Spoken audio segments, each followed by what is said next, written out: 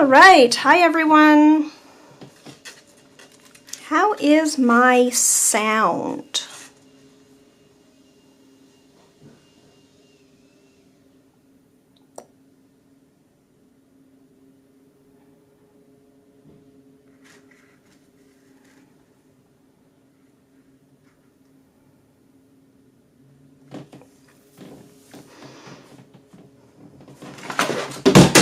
Wait.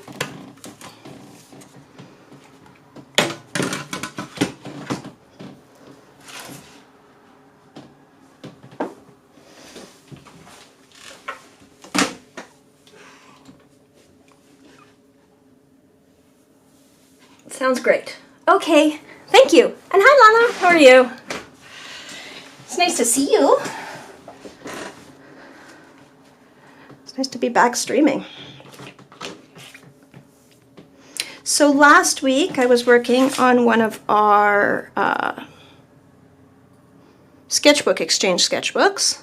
And I had this sprig of blueberry leaves, which have since dried up quite a bit.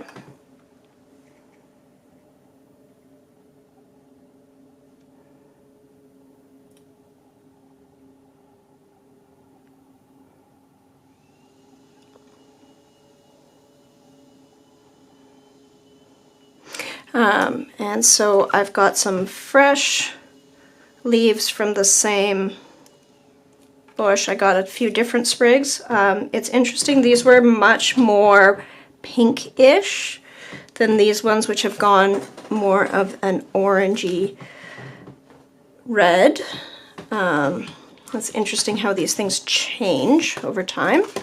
I'm going to move some stuff around and I'm going to keep painting here.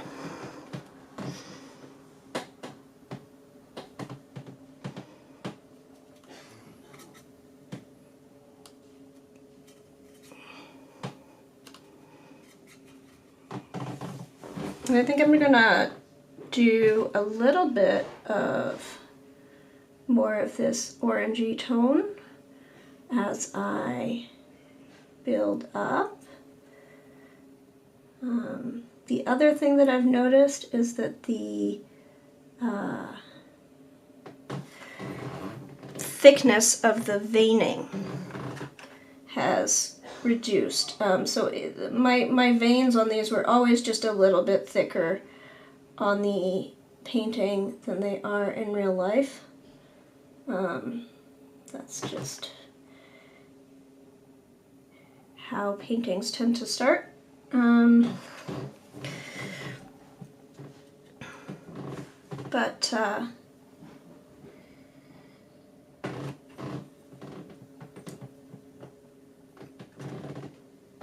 Then I'm just going to run, oh, you know what? Just putting on a whole wash over top has really helped with tying this all together. So I'm going to do some more of that.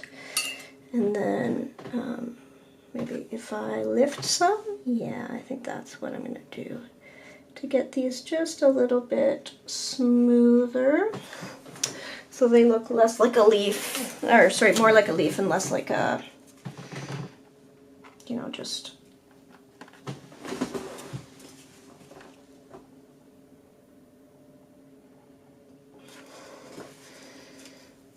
little, you know, outline thing. Yeah, it ties it all together much better. I like it.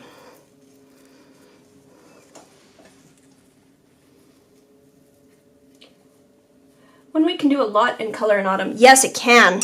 Yes, it can. And this is exciting because this one's going to Teresa. This is Teresa's sketchbook. She's in Australia.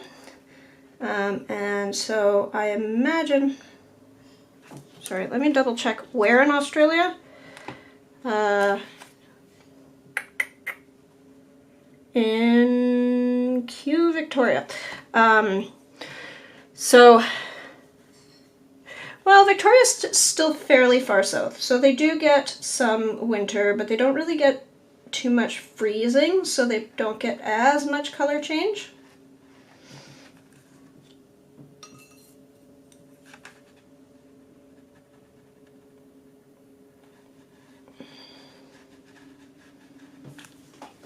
Anyway, it seems nice to be able to offer that, you know, Canadian perspective.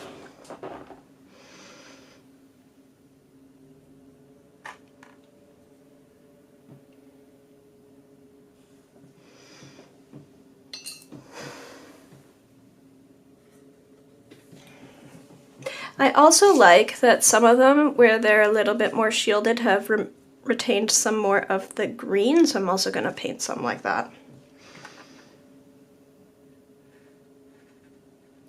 The set that I got, the leaves that I picked up the last week are, I guess they're younger leaves, they're a little bit smaller than the leaves that are in the ones I picked up this week, although these ones are similar.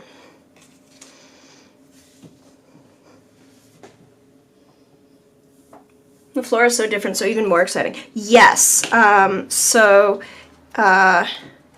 this is Lindsay's paintings from BC, so the other side of Canada. And then if you go back, this went to Belinda in far southern Australia. And also, here's Teresa's lovely, lovely, lovely cover page.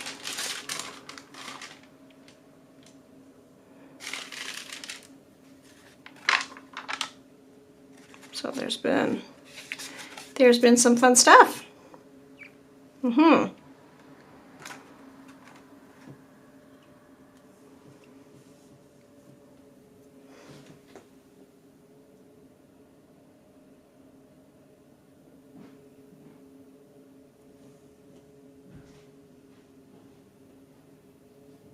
Lizzie's even framed hers. Yes, isn't that cool? I love all the different takes that people have.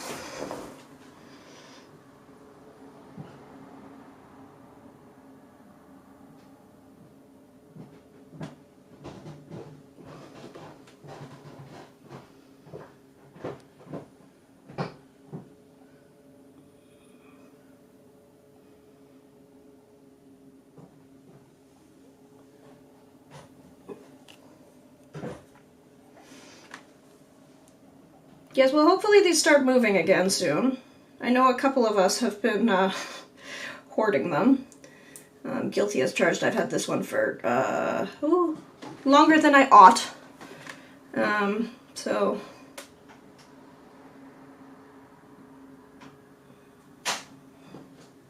it'll be on its way soon.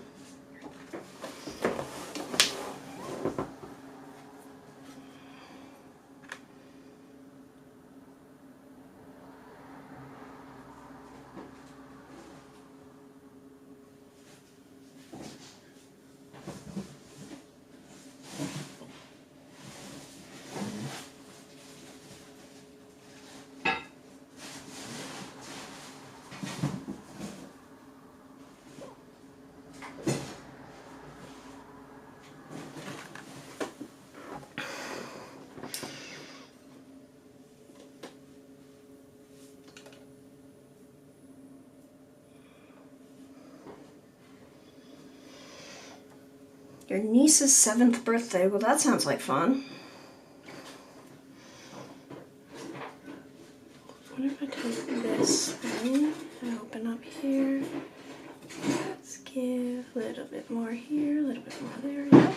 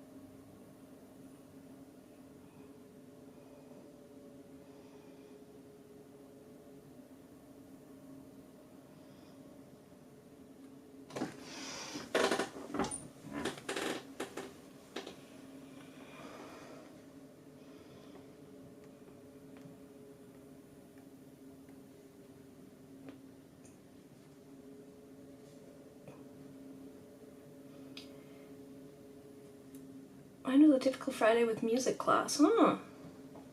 Disappointed. You didn't get a unicorn? There's no unicorn. What? I don't know. There were 2 horses, 3 kids, an eagle, and a tent available. Sorry, was the tent also a character? Or just a thing you could get? Like, I kind of want the tent to be a character right now.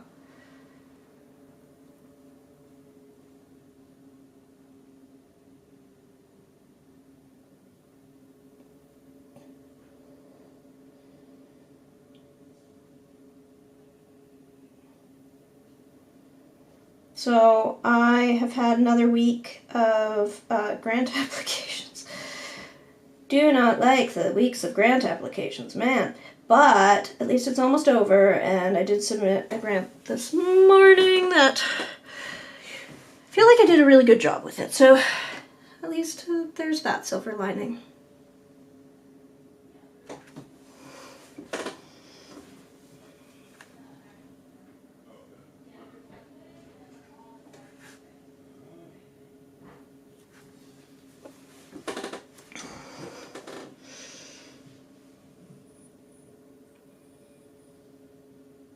Just an image for the temporary tattoos.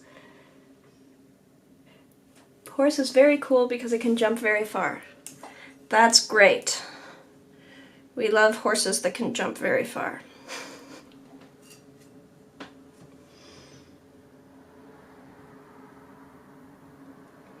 Pretty sure you did a good job. I don't know, the last ones, like, so I submitted these ones and I'd been feeling like, I don't know, not great, but okay about the last set that I submitted. What I'm working on now is there's grants from my province, Ontario, and there's, earlier I'd been submitting grants to the Canada Council for the Arts, so federal. They're bigger grants. They have a cutoff date, so like you can submit your grant at any time, but they only review them every 6 months, and then it takes them like 4 or 5 months to review. So if you submit your grants right after the cutoff, then you then they won't be looked at for like almost a year. Like so you won't get an answer for almost a year. You can put in your budget, like as soon as you submit it, you can start spending that money, but you won't know if you're actually going to be paid back. So that's, not the nicest thing. And so I submitted before the deadline, or cutoff, but I realized 2 weeks after the cutoff date that when I was submitting these grants, I had I had a section that described how many pieces I was going to finish for an exhibition. So I had 2 grants. One of them was for an exhibition, one of them was for 2 residencies. Both of them, I had a section that described how many pieces I was going to create and what sizes, and I had removed that section to work on to edit, and then I didn't add it back before submitting the grant. So hopefully still get them. I contacted the advisor, asked if there was a way to add that back in, and there is not. At this point, there might have been, you know, if I'd noticed earlier, but I did not notice earlier. So yeah, that's a little bit disappointing. I get to find out in February whether I still got the grant, despite not actually telling them what I was gonna do. Like, I told them what sort of things I was going to do, but not how much, and it's kind of a big deal. So I'm feeling pretty dumb about that one. A lot of money on the line there. But I can't resubmit. Well, I mean, I could, but then I wouldn't hear until August. So I'm just gonna let it.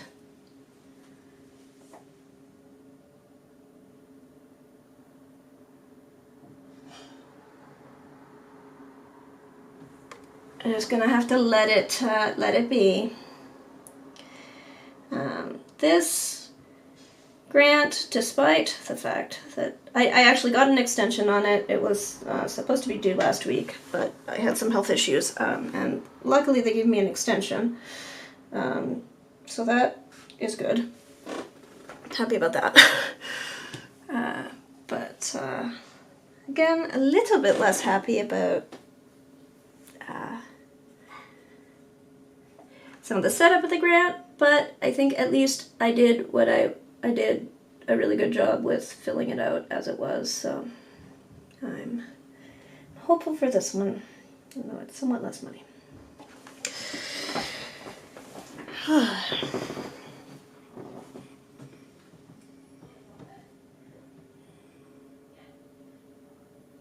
Would make me so anxious. There's a lot of anxiety here. So I'm like a little bit of like, you know, life story here. Y'all know I haven't been posting as frequently or at all for a few years. So I had some really bad health issues during and right after the pandemic. Right after. I mean, we're still in it, but it's been tough recovering. And what I've ended up doing is I've hired a personal assistant who helps me at home and at work, because it became pretty clear that I was not coping with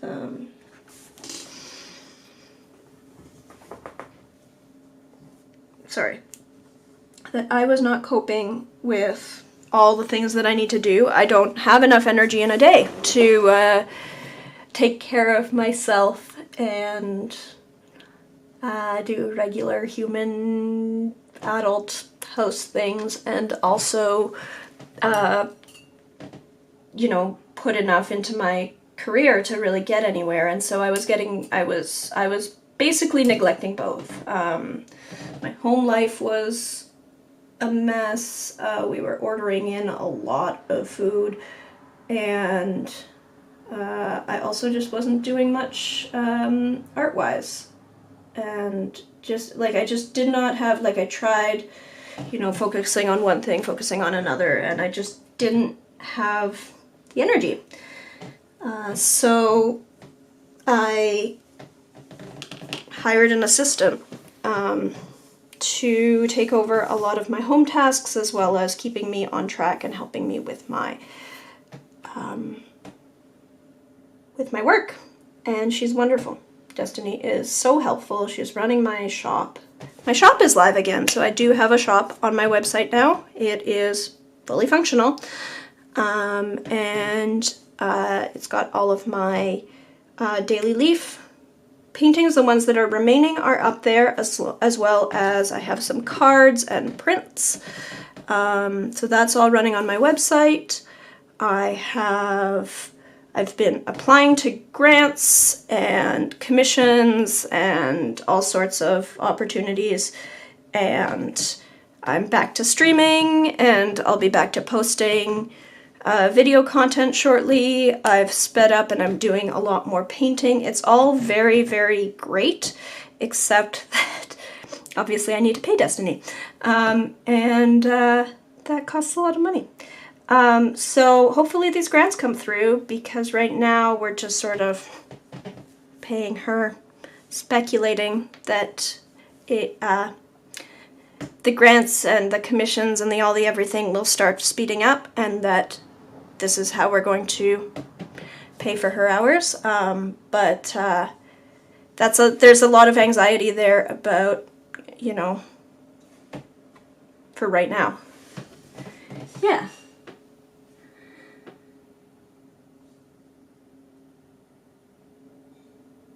Hardly make any videos too, but there's so many ideas. Yeah, I have a lot of video ideas, and the thing is I even have a lot of video footage, and some of it is quite old, so I kind of need to go through and figure out, you know, of the old footage, what I'm using, what still makes sense. Luckily Ev has agreed to help me with video editing, so that's my next priority. I just had to focus on grants really for a couple weeks, because that's probably going to be, like, in terms of how I'm planning to fund all these changes to my life. Grants are a really huge part of that, so I need to make sure that that's the priority. Looks great, but yeah. But there's a lot of wait and see. There's a lot of, like, you apply to something and then you wait several months. And in those several months, you find out all sorts of things that you could have done better, you could have done different, and there's nothing you can do about that. So, yeah.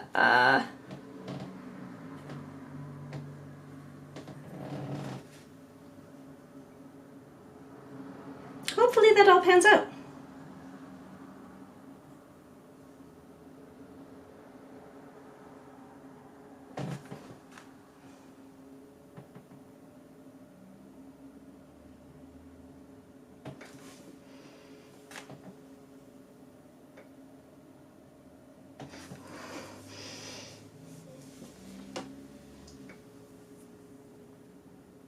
Isn't that always the case? I get that, as regret is a major part of my life. Oh, like thinking I could have said, yeah.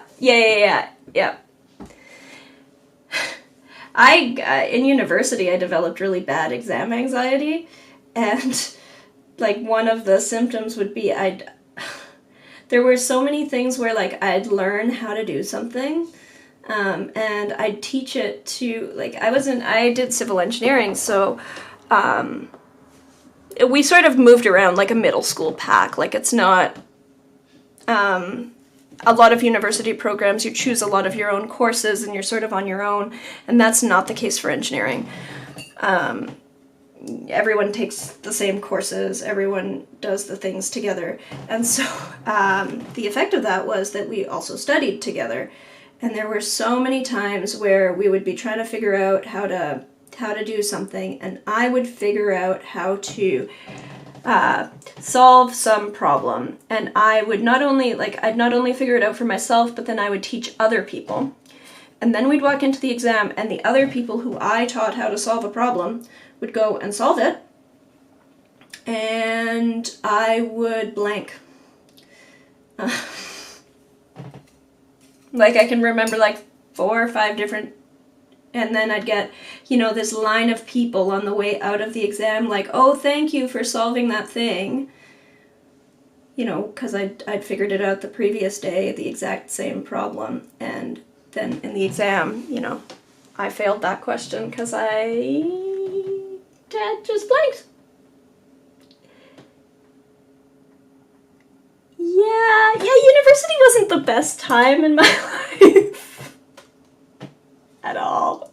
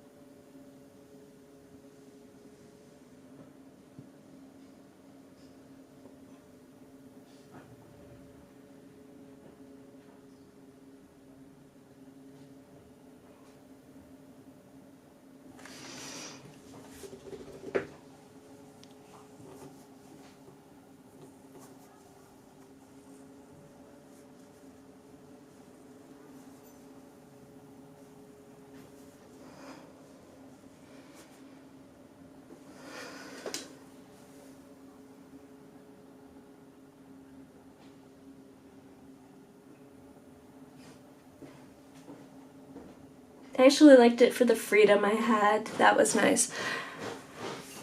Freedom. I guess there was some aspect of freedom, but again, because I was in engineering, like it was fairly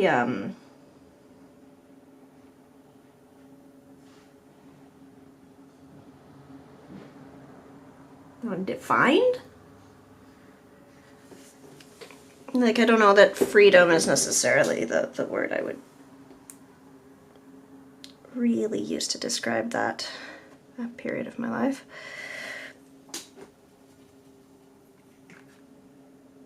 There were some aspects of freedom for sure, but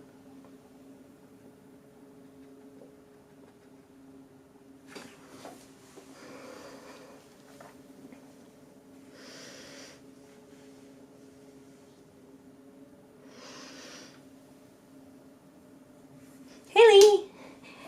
Sweet to catch your stream. Hi! How are you, Alicia?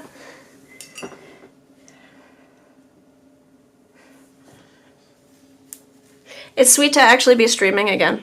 It's been a few weeks of regular streaming, and yeah, it's nice to get back into it.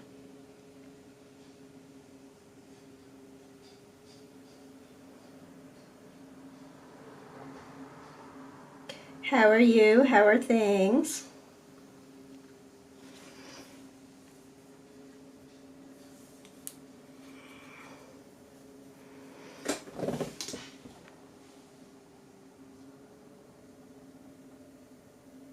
Freedom as in living on my own, making choices.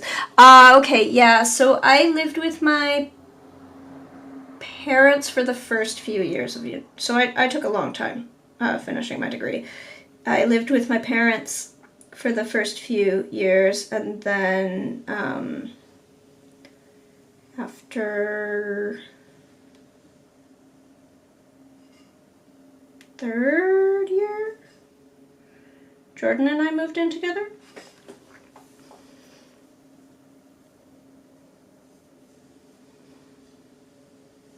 Third year, but I guess it was my fourth year of university. Yeah.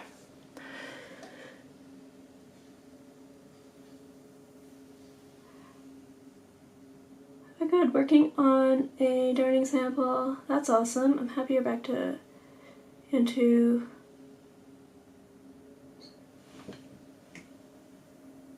a 2. Routines. Yes, routines are good. I have a trunk show in Fergus tomorrow, which might be weird, but good to try it. Oh, wait. Fergus. Is Fergus in Elora direction? Fergus is in Elora direction, isn't it? It's like right beside Elora. I may have a request for you.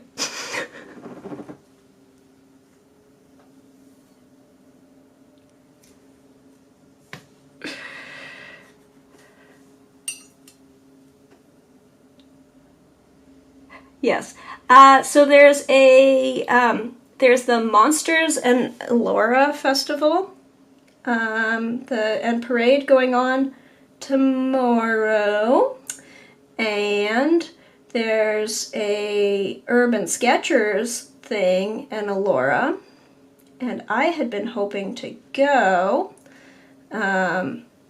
Destiny was going to come with me, but Destiny has other stuff, so she can't come with me, and I'd actually been hoping to go for longer. Back to the video thing. I'd been hoping to go and make a video of it, so like not just go for the Urban Sketchers thing, but actually spend longer there.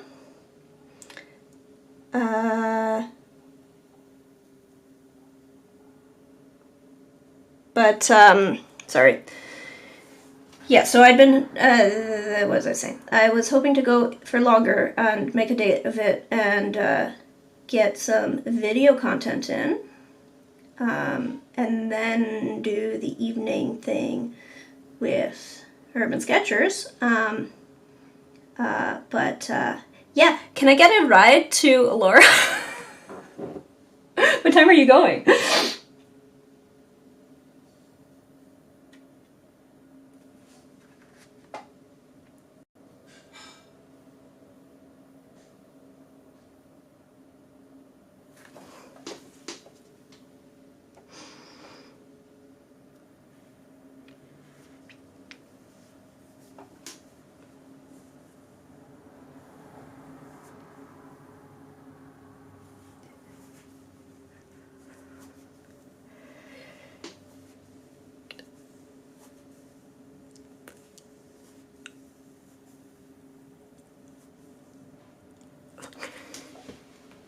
Just a sec, definitely.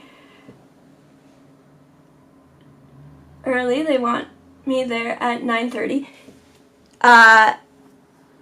Yeah, that is fine. I can do early. Like, obviously the Urban Sketchers thing is in the evening. But I was hoping to get there through the day so I could get useful video when there's light out through the day. It's just Destiny is not available for that at all. Yeah. And I can probably catch a ride, certainly probably catch a ride back with one of the Urban Sketchers, but because that thing is later on, can't really count on them to get me there in the middle of the day, way before the event. Like 7? When we were leaving? Evening. Yeah, so I believe that the Urban Sketchers thing runs from 5 p.m. to 7 p.m. So, yes, that timing actually works really wonderfully for me if you're up to it. And I realized that during my live stream is a very strange time to be scheduling a carpool. Are you able to get a ride back if your thing is late? Yes, absolutely.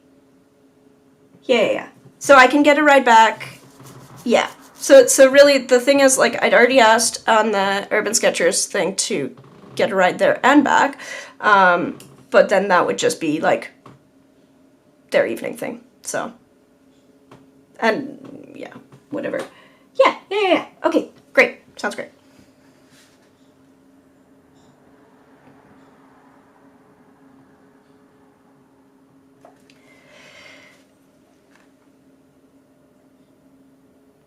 how goes business?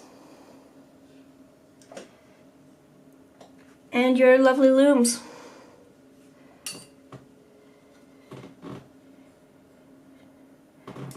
Are you mostly selling mending looms, or like, I know that you also made a bunch of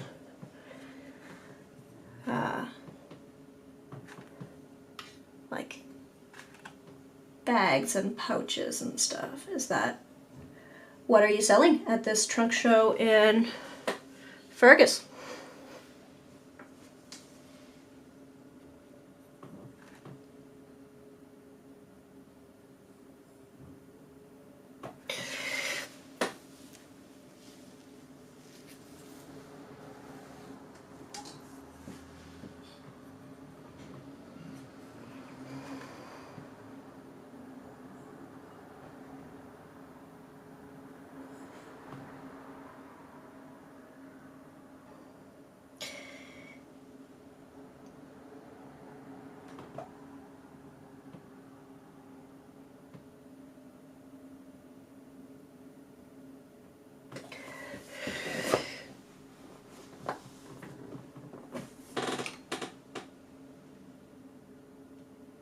Looms are cute, business is kind of slow, most of my sales are on Instagram. I've been absent because it sucks there.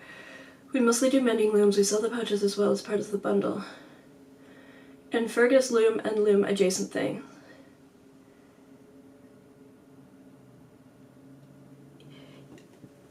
I feel you on the Instagram sucks. And I've been one of many sort of things in my life where it's like, I'm not sure, like, I get the feeling like Instagram has started sucking more, and I think I have some theories why, but I'm not sure if that's even, like, if it's even true, or if it's just, you know, I've just not been, or if I've just gotten pickier or something. I've just gotten, you know, less easily impressed by, oh wow, I got this many followers, this many whatever. I do feel like Instagram has started sucking more. I'm just trying to get a little bit more active on all the things again, but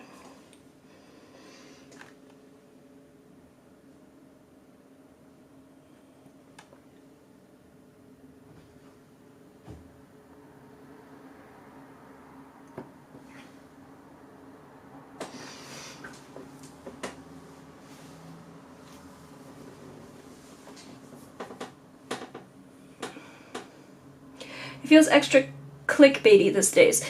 Yes, exactly. That is exactly my issue with it, is that it's like mostly ads, and then it's all focused on these little reels, and I feel like it used to be more image-based, and although that's moved away from being like really, you know, curated in the sense of like, oh, let me make my feed all, you know, nice when you go onto my page, and let me make individual pictures, like less, you know, flat lay sort of things, but a lot more of these little cutesy reels.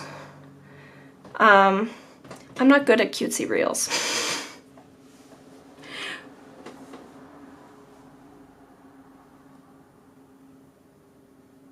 And all the same stuff, like harvesting pity clicks. Yes, exactly. Yeah. Okay, I'm not the only one, so that's cool.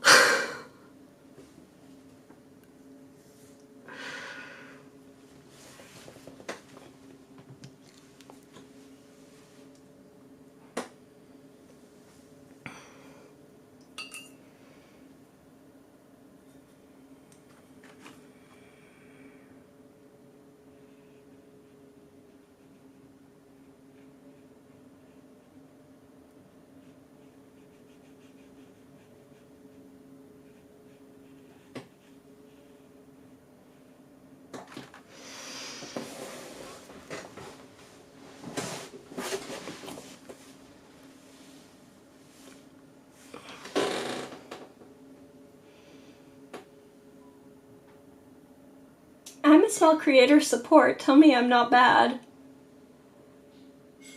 And it's too much. If everyone does it, it becomes annoying. I guess, yes. And then here's the other thing that sort of gets me about social media in general. And this includes... This very much includes, in fact, this might be more true of YouTube than any other platform, but it seems like it's all of them, where you get pulled in, whatever your starting content is, you end up being pulled into being a creator who creates about creation, about how to get more followers, about how to be successful on whatever media platform, about how to get clients, about how to, like, I don't want to make content about this. And yet, like, I get contacted through Instagram, through YouTube, through a lot of these things. And if you look at where my top views are, as well as where, who contacts me, I get so much that is about, how to success on social media. And I mean, I have some answers. It's flattering, but it's also, like, not actually... I'm not sure that, treating me as a success story in any sense is, the best idea ever, especially now. But also, yeah, like, I want to make content about painting. I don't really want to make content about YouTubing, about painting. I don't really want to make content about how to make people see my paintings on Instagram. Like, of course, I'm somewhat interested in those things because, it's helpful if people see my paintings, but it's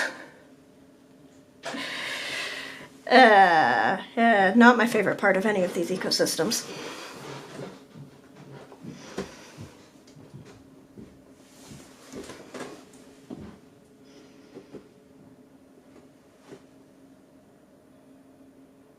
I wonder if, in the end, if those people have followers because they create art or because of all the artists who want to learn how to be successful and it's not because of their art at all.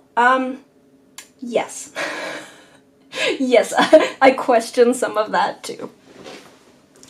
And, like, even, right, and, like, I'm completely, for the record, I'm completely okay with a lot of my followers being interested in the process of art, like, teach me how to art.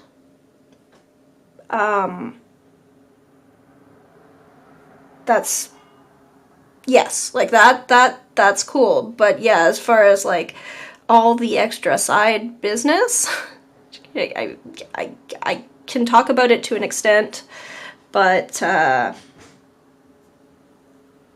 yeah, I mean, I wish I wish I could spend less time on that, not more.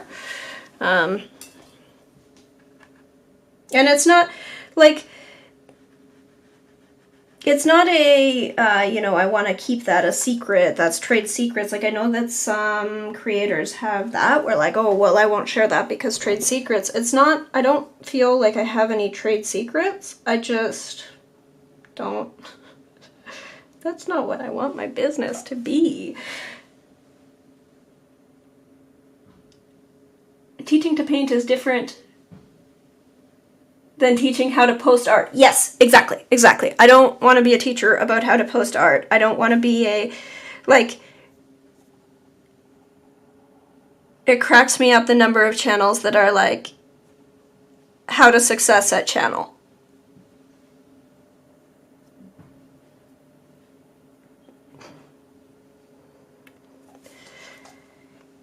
Which, I mean, I guess somebody has to do that job, but I just wish the expectation wasn't like that's what everyone turns into.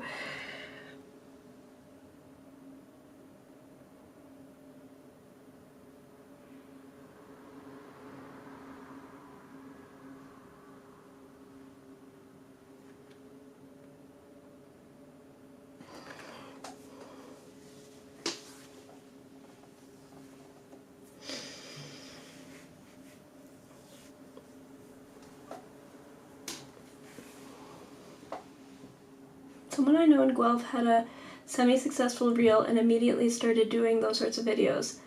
I get the rush of virality, but it just feels like such a grifty trope. Yes, yes. I enjoy teaching art now, though. Writing tutorials was fun. But it will not make people artists. Just give them opportunities to practice and maybe a feeling of success. Well, I mean, in as much as I have like any kind of, you know, how to be an artist, how to post your whatever, that I do feel inclined to share, I feel like I do have like one motivational message, which is, if you say you're an artist, you're an artist. It's not like, there's no like secret art judgment crew where, you know, we're sitting around and being like, you haven't had enough exhibitions to be an artist.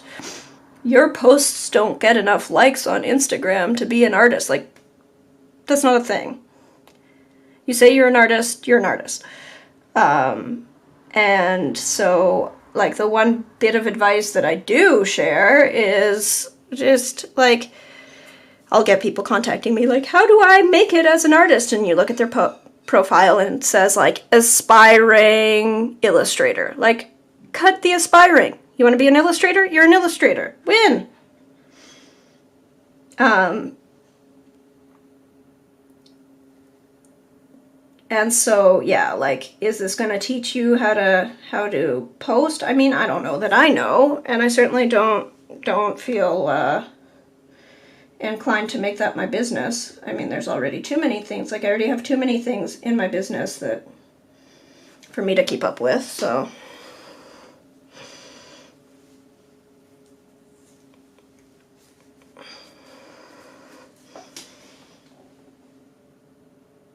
Are you an artist if you only follow tutorials? Oh, okay, sorry.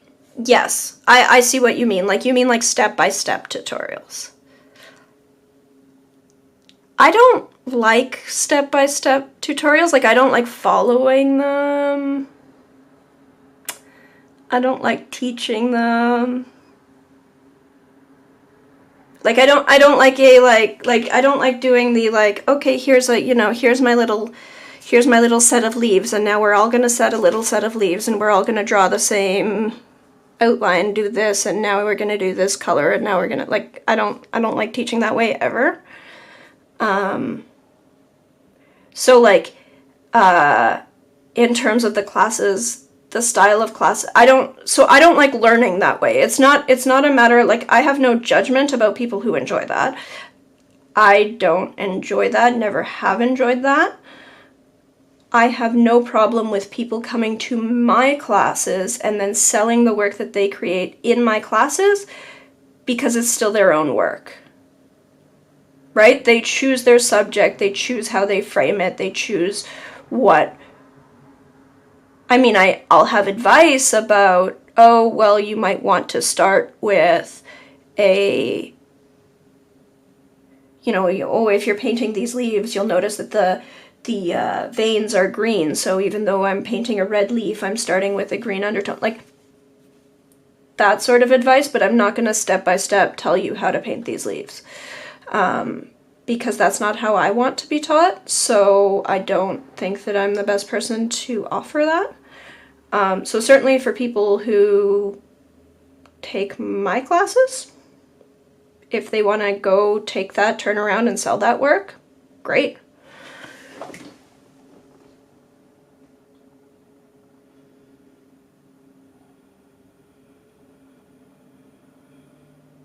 I don't think they're meant to learn the skills in the step-by-step tutorials. Yeah. Like, sorry, if you mean like paint night, where it's like, okay, we're all gonna paint this landscape, and, you know, first everyone put down this color, next, like, step-by-step. Yeah, no, what you get out of that is the product. And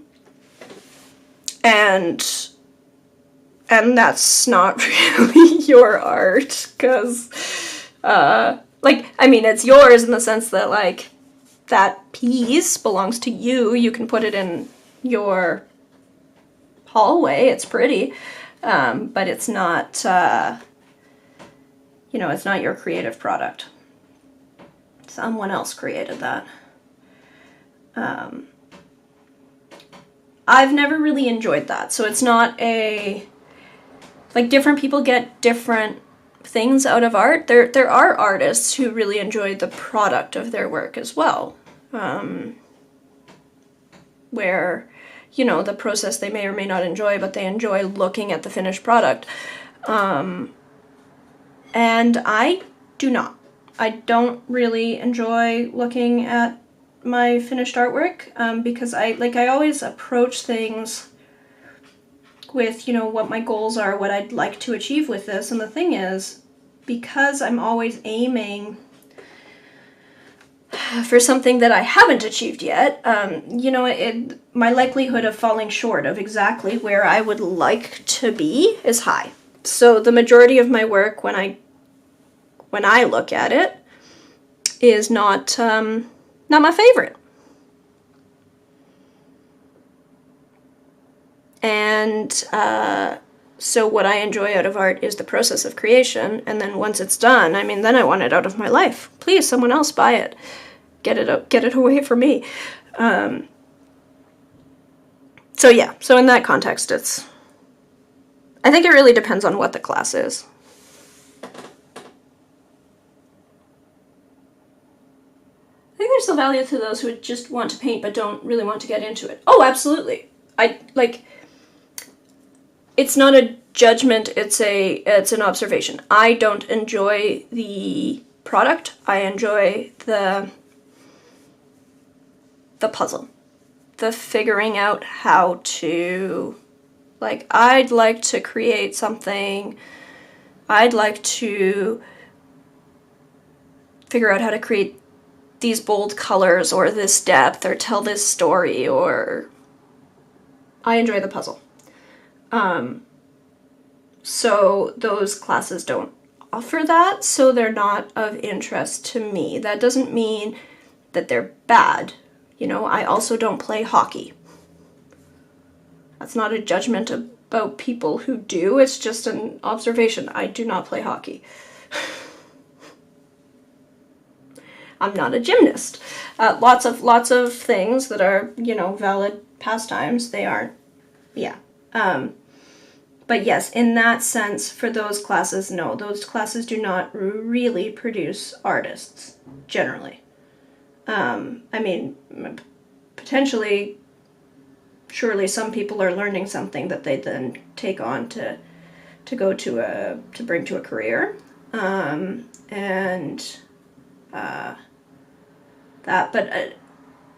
I guess the people asking me, I don't. In most cases, it's pretty clear that they are producing their own work.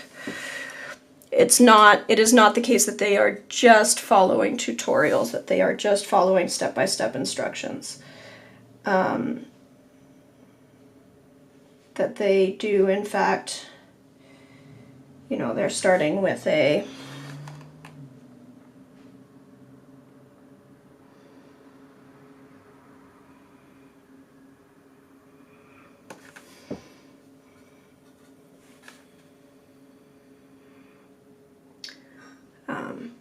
work that is their own.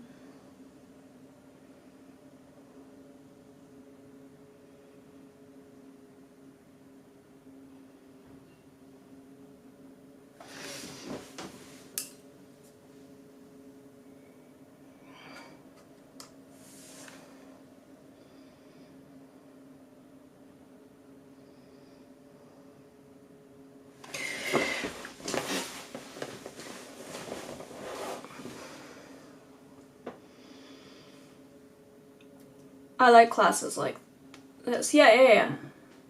Oh yeah. I mean, it's a relaxing thing, right? So like, if it's a like a fun, relaxing,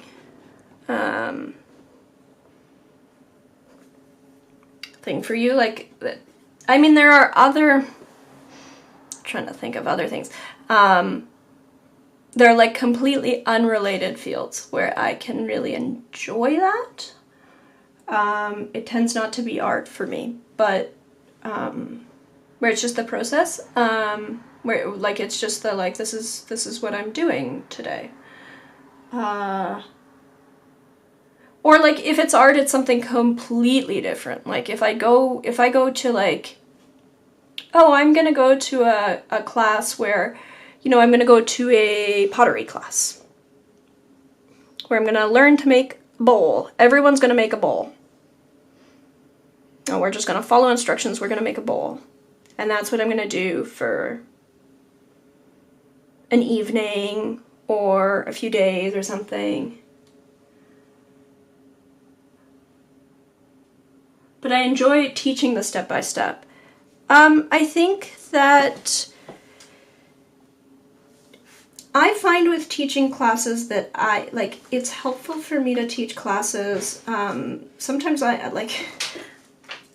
I'm enough of an introvert that like the actual teaching classes I find draining, but I find it very helpful to teach classes because it helps me clarify in my head some things that like maybe I know at some level, like I understand, but I don't really understand. Like hasn't fully sunk in. So it's like by explaining to someone else, then it becomes clearer for me and I'm able to apply it better.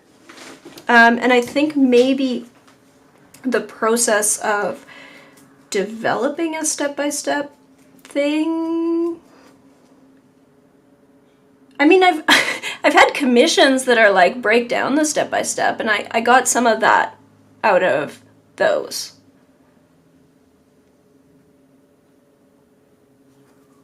Where it's like I learn a little bit about how I approach that step-by-step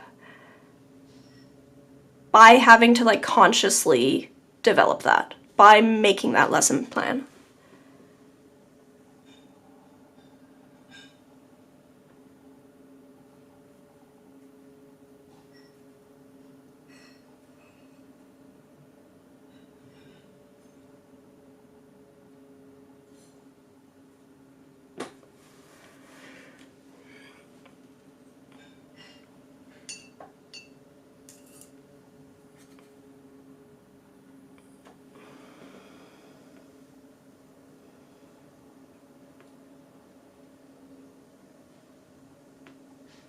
Teaching basic stuff for so long held her back.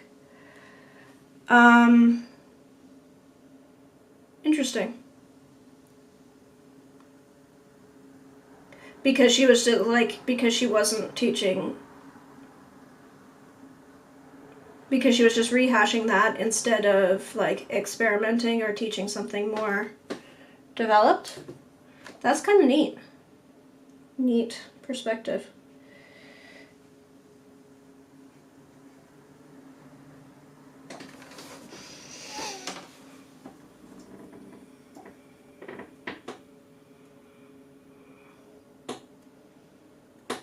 Oh, I've got top chat on. I feel like maybe I've missed something. Sorry.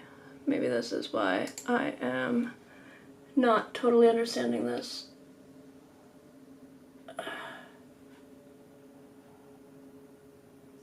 Suppose so. It's interesting.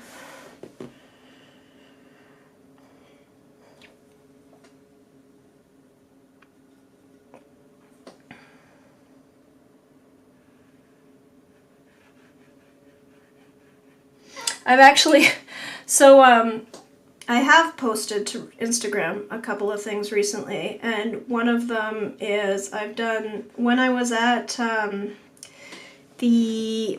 Porphyry Island, which is the residency I did up on Lake Superior, there were two spots that I looked at that just screamed out to me like, this is a kitschy postcard. This is a kitschy postcard just staring at me. And then I painted two kitschy postcards. Do I have them both handy? Here's one of them.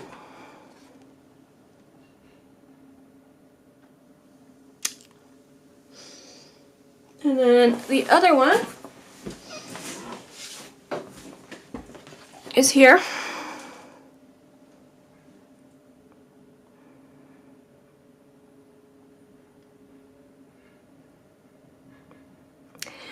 And after doing those, the reason why I want to go to Elora, among other places for monsters in Elora, is I feel like there's a lesson there about the kitschy postcards, about like, I feel like I could do that now to anything. I could just make a whole series of kitschy postcards where I could be like, here's a kitschy postcard of my bathroom. Here's a kitschy postcard of the factory across the street. And I feel like that is probably about as close to step-by-step tutorial as I'm ever gonna get. But I feel like there's like a short workshop. There's like maybe an Urban Sketchers workshop in that idea. Well, I'm still working on it, but I feel like there's some beginning of an Urban Sketchers workshop there, and that's about as close to step by step as I'll ever get. Is like, here's like breaking it down into like, here's how you look at a whatever and you make a kitschy postcard out of it.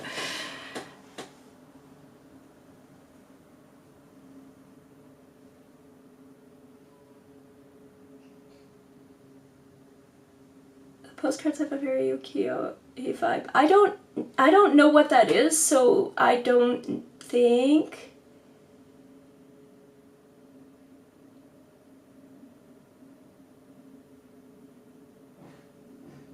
I don't think that's deliberate.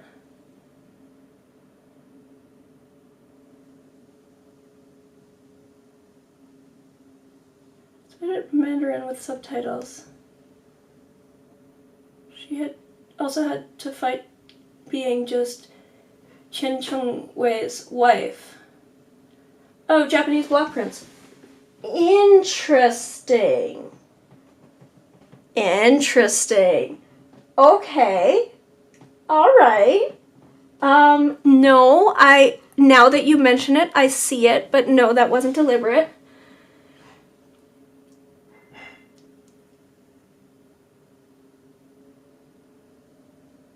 This is how you look at things. Perspective is interesting to me as well, but I do think some people, other brains, enjoy the hand-holding. So it just depends on who you want your audience to be. All are valid. Well, yeah, absolutely. I find it a little bit hard to produce content that is breaking things down step by step, because I can't even follow recipes in the kitchen. Like, I look at a recipe book and I start changing things. So that's where I'm coming from, right? Like, I have no judgment of people who can open a cookbook and read a recipe and bake a cake. In fact, I admire them because they make delicious cakes, whereas I frequently make things that are inedible.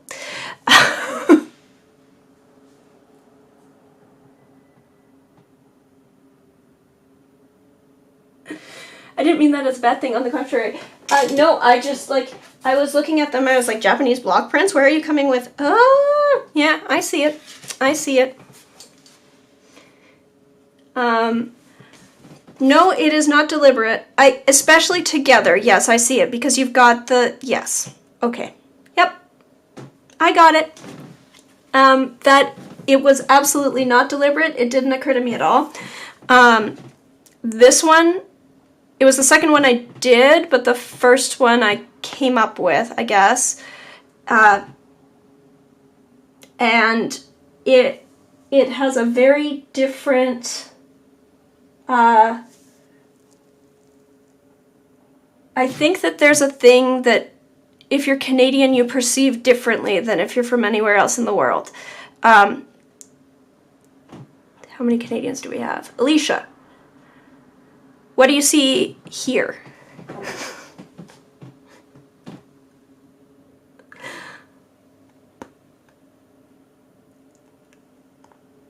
Because now that Paolo's mentioned, oh, Japanese block print, now I see Japanese block print, but that's not where my mind went when I saw this and when I was painting this.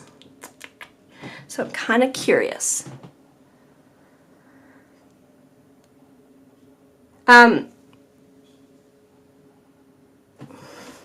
Tom Thompson, baby. Hells yeah. Yeah, okay. All right. So everyone else can look up, or yeah, like, I guess Stephen as well, would be the same, would probably get the same thing.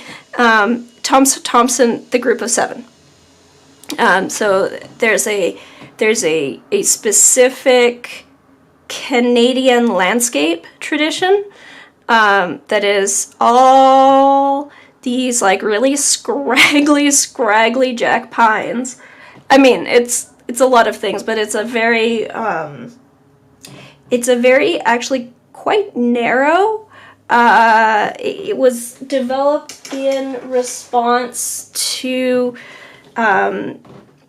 European landscapes. There were artists who felt that there was a sort of a generation, a group of artists that felt that European style landscapes were not reflective of the Canadian spirit or tradition or something. I'm not explaining this well, but developed this tradition of Canadian landscape painting, and it's a very specific, narrow Canadian landscape painting because they were all in Ontario, in like central to northern Ontario. And they all did this plein air, they influenced each other and whatever, and it's sort of become a symbol of like what is Canada to Canadians, where you walk into a store and you see like, it's like the most common sort of like popular landscape art.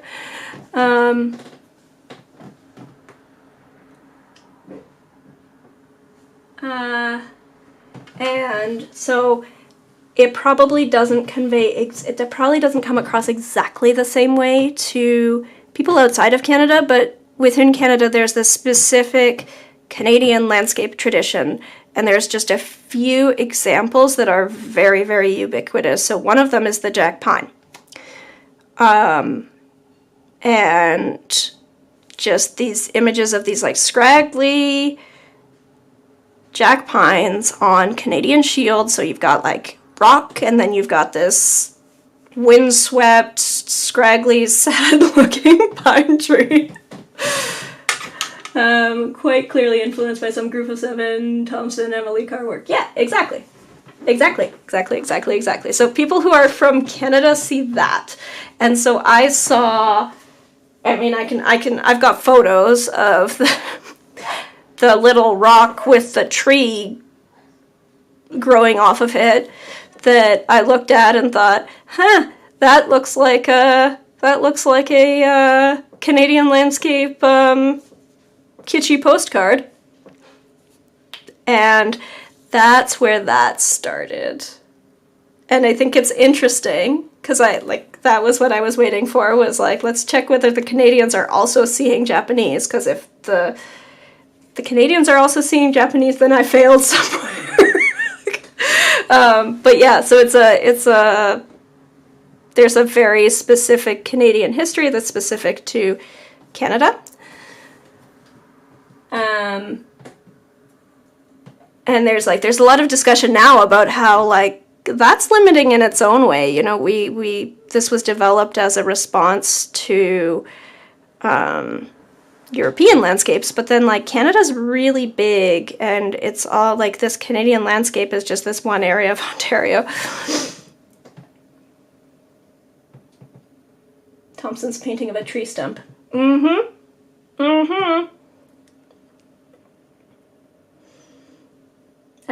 And so that was the first one. The other one is actually interesting. There was originally a lighthouse at Porphyry Point. There is still one, but there's a new one. So there was an old one that was torn down, and then now there's a new one. This is a few years ago, the Canadian Lighthouses of Lake Superior had a group of high school students in to build a model of what the old one was. So it's a scale model. It's much smaller than the original lighthouse, and it's just sitting on a plinth on a patch of concrete overlooking the rocks out. And so that was then a like, oh, okay, well, if we're going to do a kitschy lighthouse, we're not going to do the modern one that's just like a piece of steel. It's not very interesting. You know, this is the kitschy thing. And do so it was, this one was the first one I painted, but the second kitschy postcard, it was like coming back to the point, and like now I just see kitschy postcards everywhere. Looking at them, you know, if you say Japanese, now it's like, oh, okay, I see the block print, I see the outline, I see how without Tom Thompson and the Group of Seven in your cultural upbringing, that tree looks like a Japanese garden. I see it. It did not occur to me.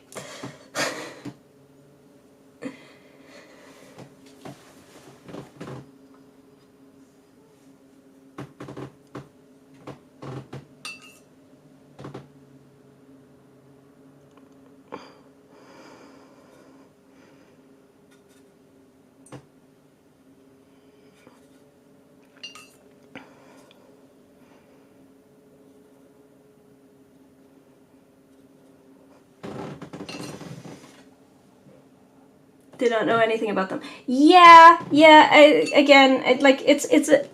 It's very ubiquitous if you're in Canada, but like, I imagine outside of Canada, if you're like very in the landscape art world, then you would know.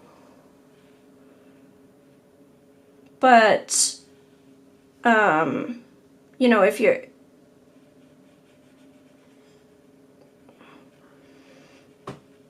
but that it wouldn't, that might be recognizable to people who are very like, you know, they're landscape artists and they do landscapes, you know, even if they're not Canadian. But I don't think that outside of Canada there's the same, like, everyone who's ever taken an art class knows what a Group of Seven is.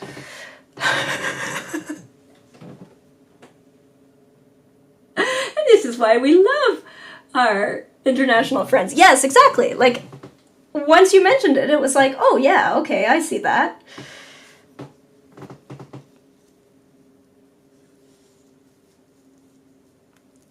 It took me a moment, but...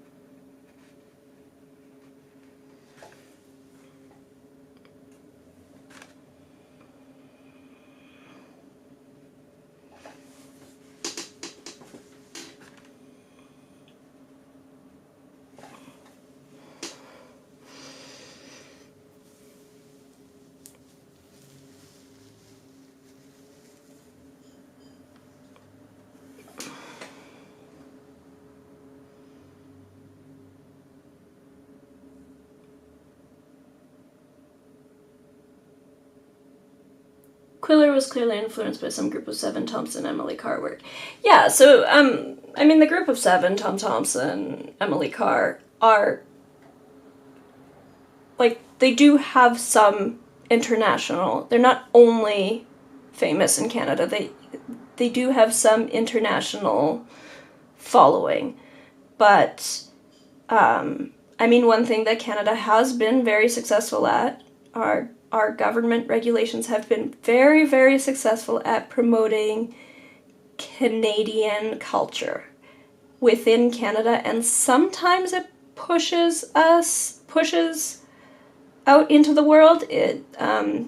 Canadians are overrepresented in music, like within North America, because of regulations on the CBC about sharing some percentage of, Canadian-made content, which then percolates out to the US and beyond. I don't believe that visual art has had quite the same. Like, there's similar things with visual art. The Canada Council for the Arts does try to push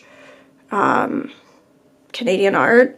We do have a fair bit of arts funding compared to many other countries, which is great if you're me and you're applying to grants. And also means that there is it does successfully get some Canadian work out into Canada and the world, but it has a very, very strong impact on what we as Canadians know about art culturally. Where, like, a lot of people who aren't artists at all in Canada, who have, like, wouldn't be able to tell you, like, much of anything about art. It's like, okay, well, like, name some art pieces that you recognize, and, like, you'll get the regular Monet and Da Vinci and whatever, Rembrandt, and then in Canada you'll get Tom Thompson and Emily Carr. That is not the case elsewhere in the world.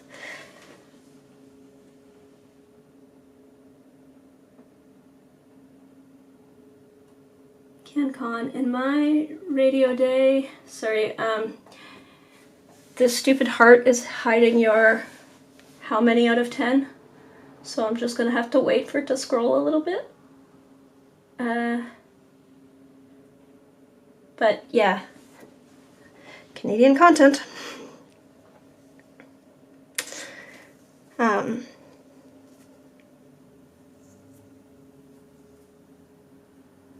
Yeah, the interesting thing is, then it does actually, the Canada Council will fund Canadians to go elsewhere. Not so much the Ontario Arts Council, which is what I applied to most recently, but the Canada Council will fund international residencies. They'll fund collaboration with international artists, which is a thing that in this project that I'm working on is likely to become relevant. Not through, like, so I just applied to a Ontario Arts Council grant. I'm doing I'm shifting gears a little bit and doing hopefully a multidisciplinary piece about disability and invisible disabilities. I spend a lot of time looking at, thinking about invisibility. I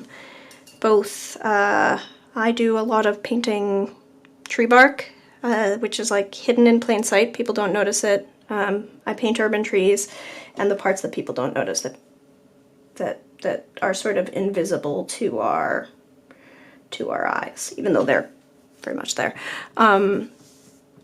Anyway, referencing that, sort of using that as a jumping off point, a metaphor, and then I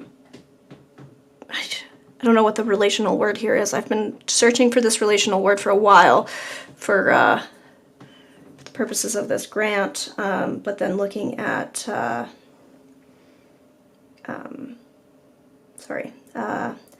invisible disabilities and my own experiences of invisibility.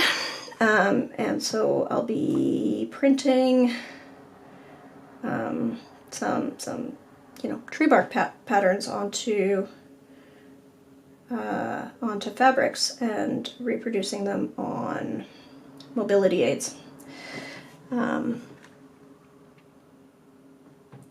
Sort of a funny look at what is invisible. Like, okay, this tree is invisible if you walk past it in a parking lot, apparently, even though it's, it's a silver maple. It's silver, and it's got great big polka dots of yellow lichen, like this stuff. This is actually cherry bark, but these things, silver maple is very prone to this and larger. Yeah,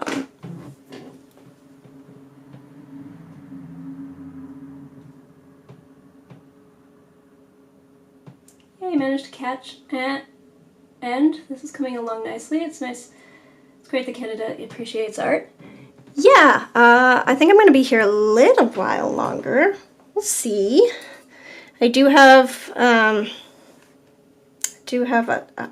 calendar I need to go put up at the studio, so we'll see. But I kind of want to just finish this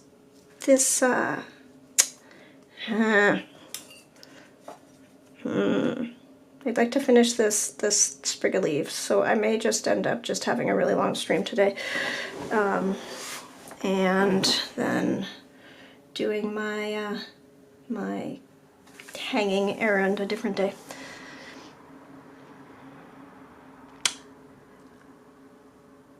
Sorry, what was I saying? So, I'm working with my corsetier, my corset maker, who makes my medical corsets for one of the for a part of this project. So I've spoken to her, and she's eager to work with me on it.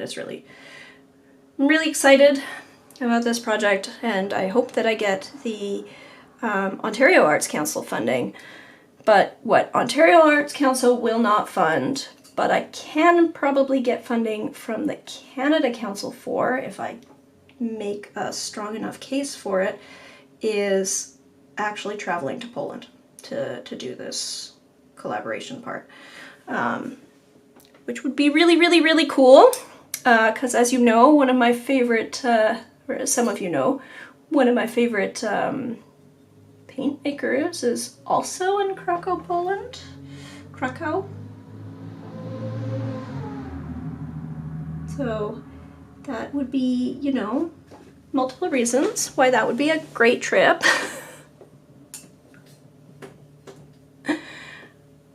One of my yuzus is turning yellow. Okay. I saw your little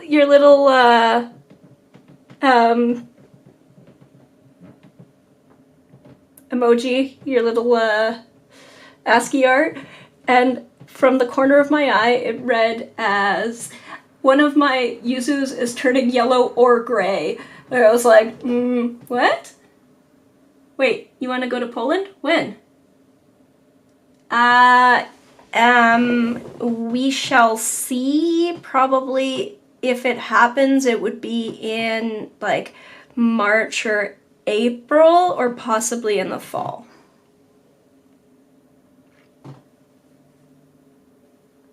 Depending on how all the various sources of other funding come through.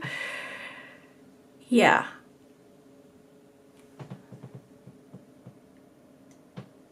That would be a very weird yuzu. Meet and greet with Roman. Yes, exactly. Exactly. It would be easier,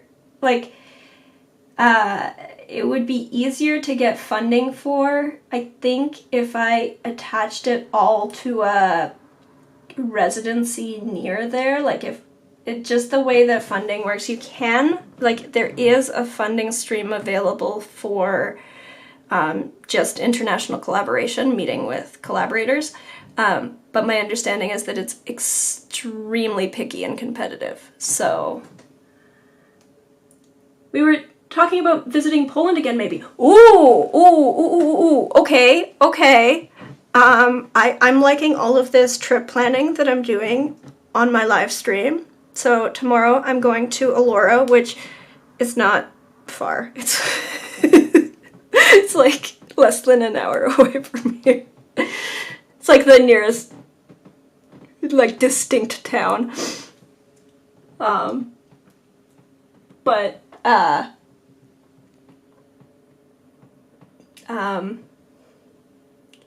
I will. So I've got a little day trip planned for tomorrow, and then yeah, maybe we can meet up. Visited Poland back in 90 or 91, and I hated every bit of it. Well, you're a real spoilsport. I've been in Krakow for a few months. So it'd be great to visit again. That's fantastic. Yes, that is my destination. But I loved Berlin. Exotic Elora. Ooh, so exotic.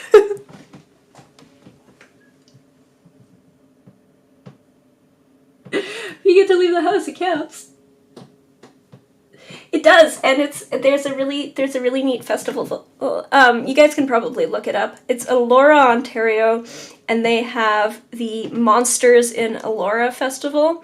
So they make there's like all of these big like paper lantern sculptures, and then they make these big monsters, and there's a parade with the monsters at night. It's great. It was after the fall of the wall, and it was strange for me. Did not get it to visit a big city back then.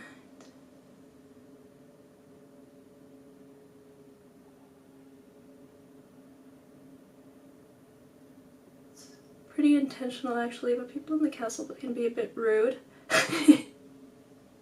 Former Soviet Union is their own kind of people.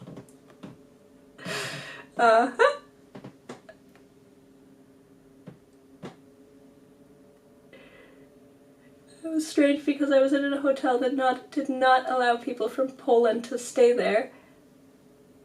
I think that kind of marred the whole deal. I think things may have changed a little bit since the 90s. Since right after the fall of the Berlin Wall. Anyway, I hear it's really nice.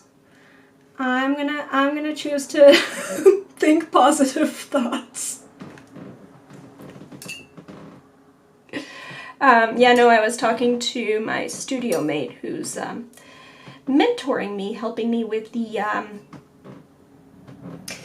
interdisciplinary parts of this project, because of course I'm a watercolor painter, so when it comes to sculpture and performance art, it's a little bit, shall we say, out of my comfort zone. So I'm getting my my studio mate to offer some pointers, advice, whatever. And so I was talking to her, and she was like, okay, so you're going to Poland. And I was like, am I? Tell me more. Yeah, it does seem like that probably would make the collaboration for that project a lot easier. It turns out it's not actually all that expensive on the scale of arts funding, because it's not just, you know, they fund my materials, my studio, yes, but also my artist fee, any participating artist fees, my assistant, once you start working through these budgets, it's kind of staggering how quickly you can make a lot of money disappear. Like, oh my goodness, they offer $100,000 for a production project, and then you go to start building your budget, and it's like, oh, well, I've blown my budget.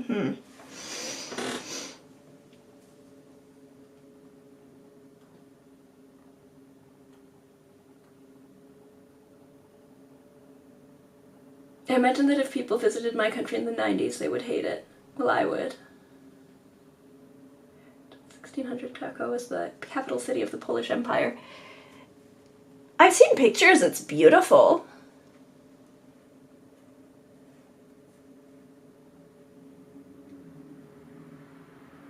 Ermine? The furry animal we make coats of? Yes, yeah, okay. Yeah.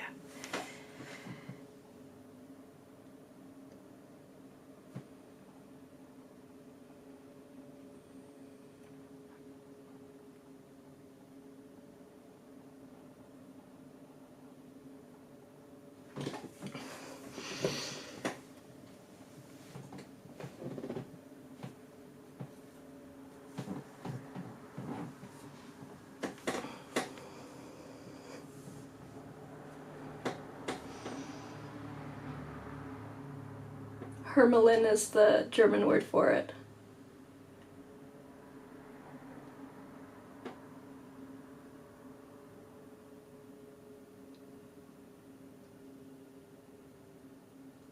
I got there thanks to the Google.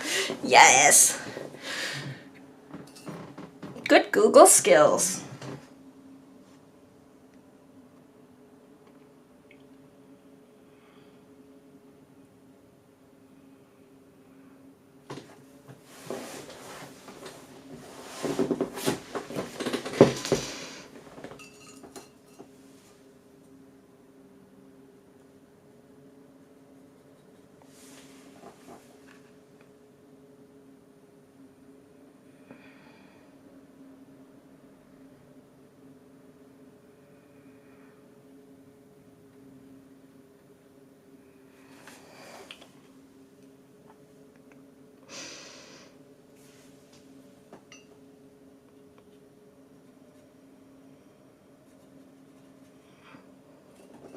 Well, I've never been to Poland. In fact, I've never been to Europe at all.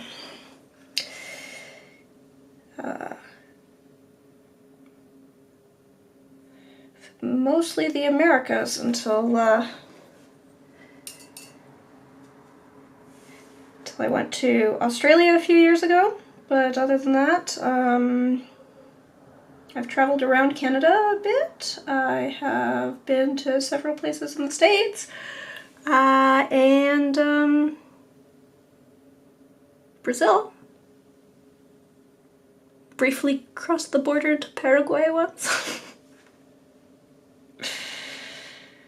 But yeah. Oh, Cuba. But I have never been to Europe.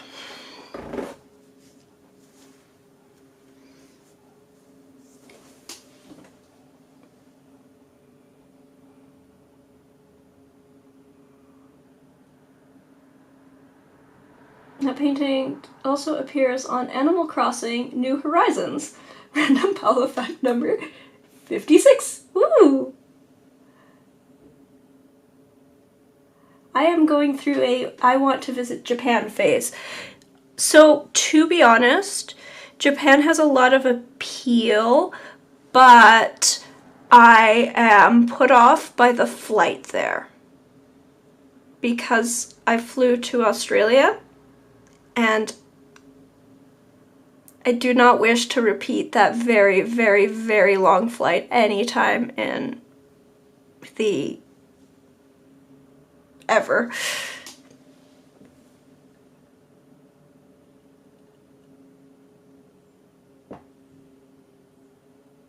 Of course, it's not going to happen ever.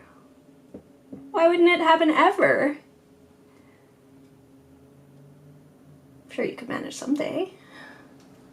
It doesn't need to be right away.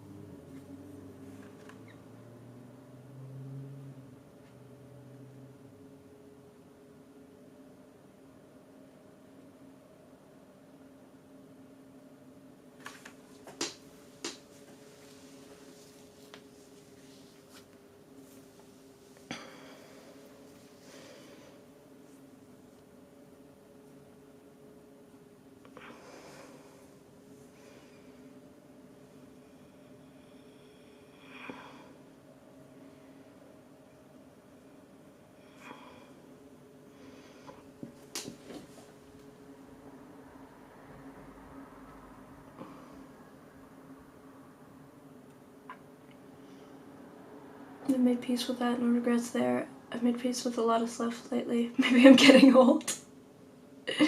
Science really needs to develop teleporters. Yes, well, indeed. Yeah, no, I mean, maybe I'll do Japan at some point. Back when I was healthier, I was quite ready to go with my brother on a bike trip across Korea. And I don't... Oh my goodness. It's hard to imagine now. Like, I can't manage, like, a regular work week in a studio near home. And I was gonna go to another country and go bike across the country with my crazy brother. Huh. I'd love to believe that, you know, the day will come when that once again seems possible. But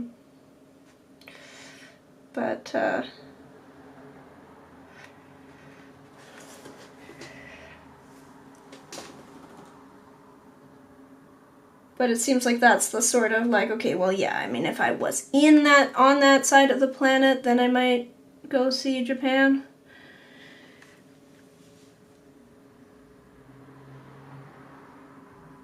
I mean, the other challenge is now, is Ember. Honestly, I depend so much on my service dog, to, like, I have autoimmune or whatever it is. I get migraines, really serious aura migraine headaches, and I have a service dog who alerts, and that is so valuable. That is so important to me, and it's hard to imagine willingly living without it, willingly going without it, but she creates so many extra challenges with travel because service dogs, assistance dogs are very differently regulated across different countries. Just because she has public access protections in Canada does not, first of all, it doesn't mean that I can even get her to everywhere in the world. Like, there's all sorts of places that would just simply not let me get on the plane. Even within Canada, getting her on a plane is not as simple as it ought to be. Although I can fairly confidently get her around the country, it just takes a little bit of planning, and a little bit of negotiating with airlines. So, like, traveling around the country is fine, traveling to the US is fine. But then the other issue is, even if I get her onto a plane and I get her somewhere in Europe, that is doable from the airline perspective, because a lot of airlines if there's a starting country and an ending country, they will use the more lenient regulations. So if I can get her on a plane in Canada, I can get her on that first flight. But the problem is, getting anywhere in Europe is a significantly long flight. And there's a substantial check-in period before and after, so we're looking at 12 plus hours. And Ember will not use the airport service dog relief areas. She refuses to pee there. And given that this dog has, you know, she is just a wonder, like absolutely delightful to train, except that she was the worst for house training. Like, she just had so many issues. The idea of trying to now train her to deliberately go inside is not something that I want to approach with a 10-foot pole anytime soon. So I've tested her at airport relief areas. She will not use them. And I don't feel inclined to change that, but that also means then she would have to go 12 hours without any pee break. And that's a problem. And then there's a problem of once I'm in Europe, traveling within Europe, most countries require all assistance dogs to have certification from Assistance Dogs International, which is simply not available where I live. That, like, ADI organizations do exist in Canada. There's very few of them. They only train their own dogs. They don't train owner-trained dogs or dogs trained by other organizations, and none of them train what Ember is trained for. So it's just simply not possible for Ember to get ADI certification in Canada. Certainly in Ontario. I mean, maybe in one of the other provinces, but not here. So basically, I can't travel with my service dog, which complicates traveling at all. Because without her, it's like, okay, well, so then what do? Do I bring my human assistant? Probably that's what I do.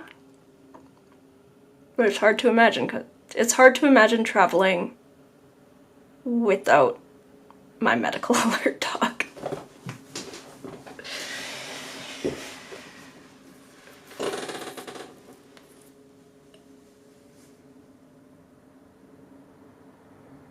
Flying with animals is so much stress. I have flown with Ember. No, that was within Ontario. It was a short flight. But I did fly her to Thunder Bay this summer. Because she's a service animal, because she's an assistance animal, she flies with me in cabin, at my feet. So it's not, I don't need to check, like, I would never check her in cargo. Or I mean, she doesn't like crating, so I wouldn't even do like the checked in cabin thing. She stays with me. And she was like, I wouldn't say that she loves airplanes, but she was wonderful. She was wonderful at the airport. She slept through takeoff.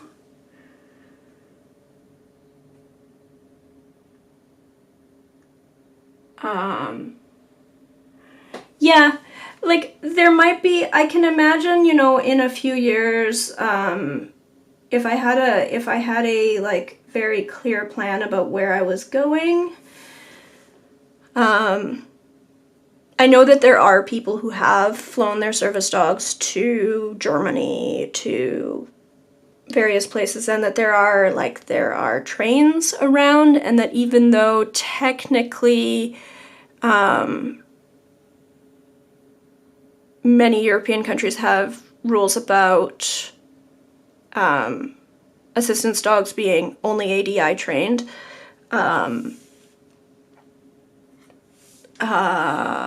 there is an acceptance, because as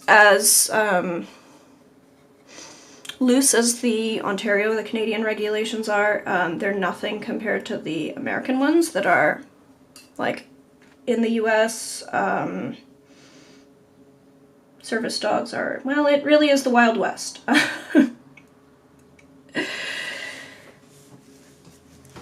So there is some, like, it's definitely possible, it's doable. It's not doable for me right now, given Ember's, like, my concerns about flying and her training and what have you. But it is just technically possible, just complicated.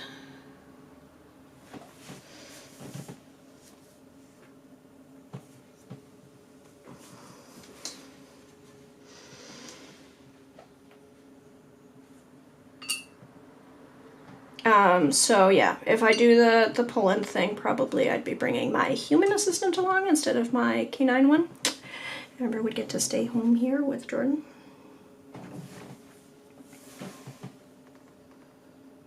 And then within Canada, she just travels with me. So this summer I am going back to Porphyry Island for a longer residency, as well as traveling across the country to central BC for a different residency. And Ember will be coming along for both of those. So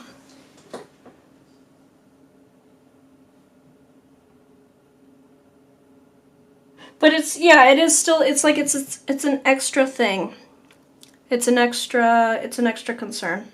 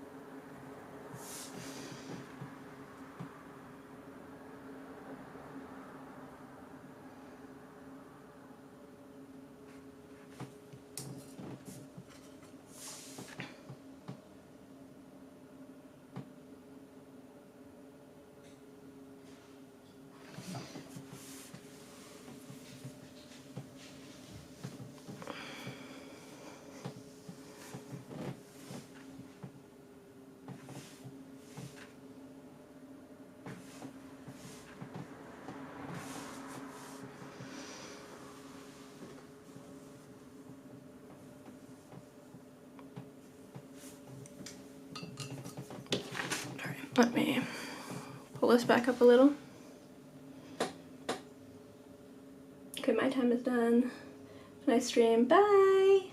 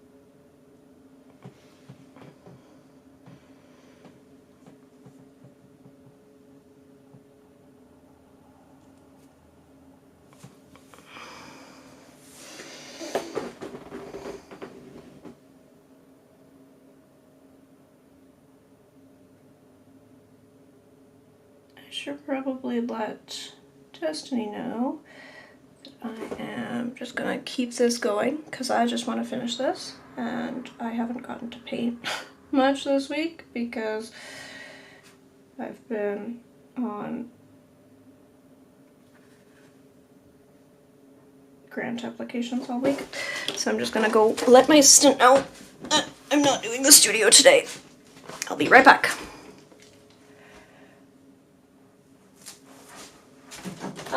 Destiny? I'm just gonna keep going on the stream because I'm in the middle of something, so no studio. Okay, sounds good.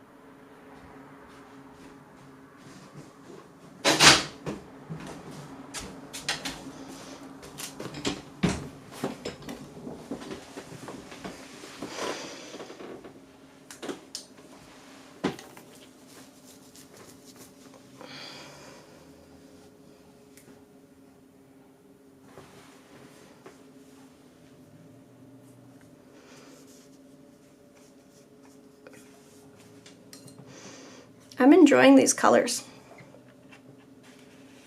Just experimenting with.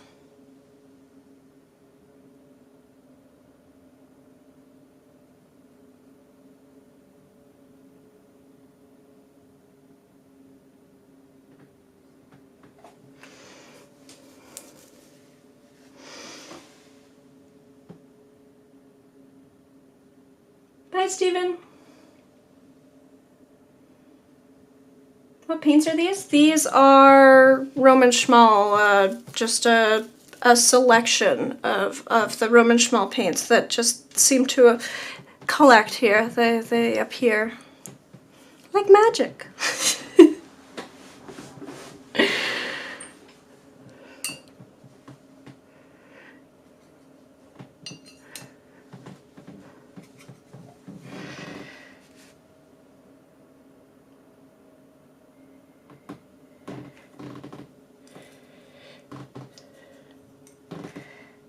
So at some point I had a whole pile of them and they were just scattered around different palettes and in boxes and stuff, and I decided to make okay, can I make some sort of coherent palette out of my Roman Schmal paints. They're also very encrusted with like bits of nature and sand and whatever, because I've taken this palette out sketching on beaches and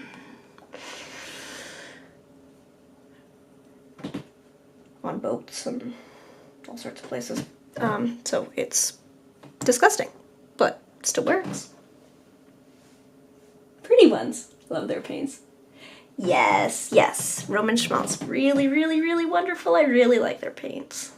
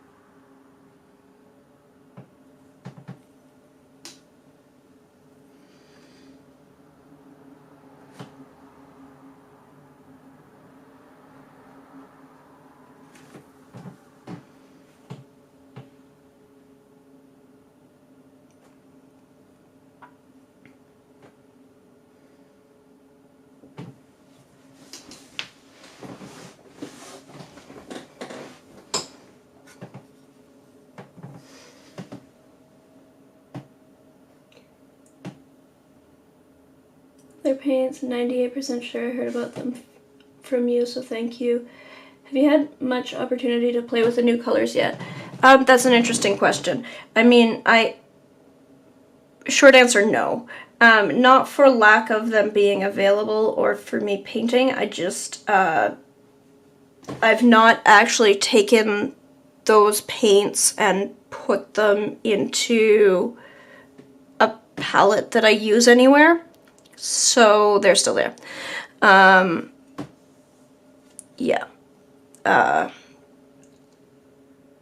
There's a few of those colors that I do intend to shuffle into here or into other palettes. But I just have not gotten around to it. The truth is, as much as I enjoy, like, I love trying new paints and experimenting, but my day-to-day, I'm actually really boring and I just use whatever's in front of me. So, I haven't put those in front of me so that they haven't been used very much.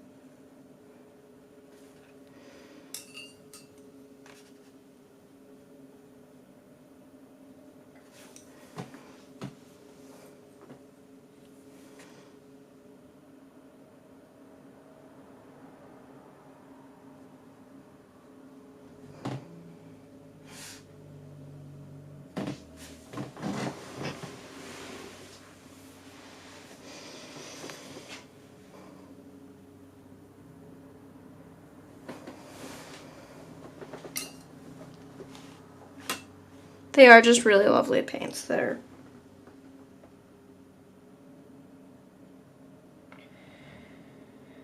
very vibrant. Easy to re-wet. And for a pigment nerd like me, there's just so much choice.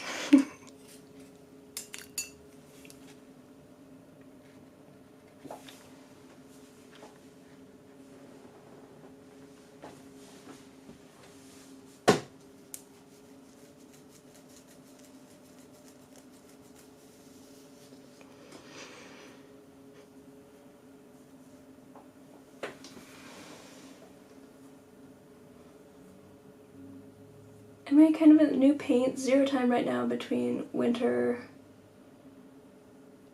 prep and fall canning. Ooh, canning. Tell me more about canning. What are you canning?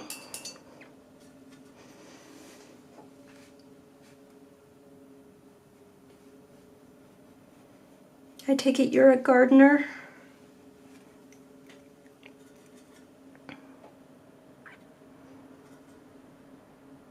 This is relevant to my interests.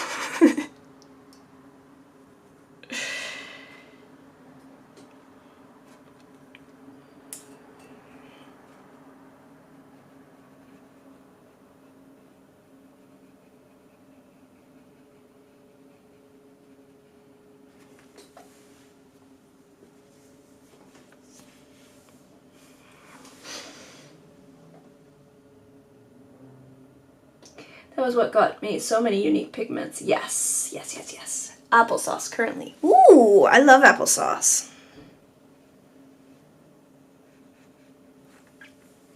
I also really love the apple peelers. The little I don't own one.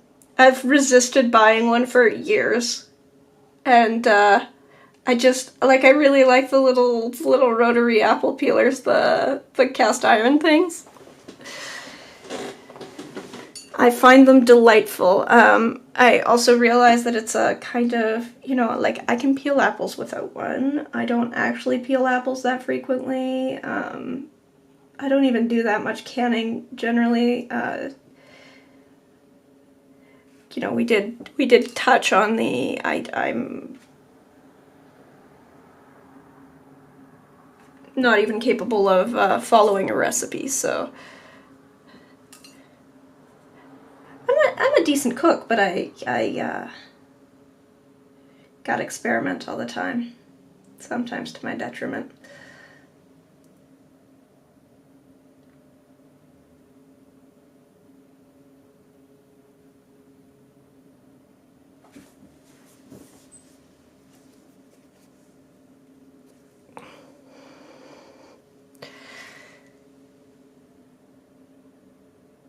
Small farm trying to recover lands from decades of conventional agriculture. You are super cool. Where's your small farm? I don't think that I'm ever actually going to be a farmer. Like I get some notions every so often. Freak my husband out. Threaten to buy alpacas. But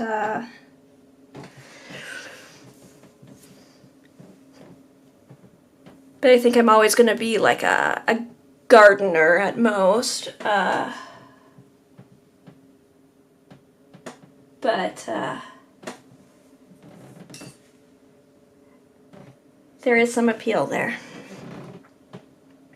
For sure. Just outside Portland, Oregon. Ooh, that's super cool. So you've got, I guess, well, the last few summers you've probably had some like uncharacteristically warm weather, but historically at least would have been fairly cool summers and like mild winters.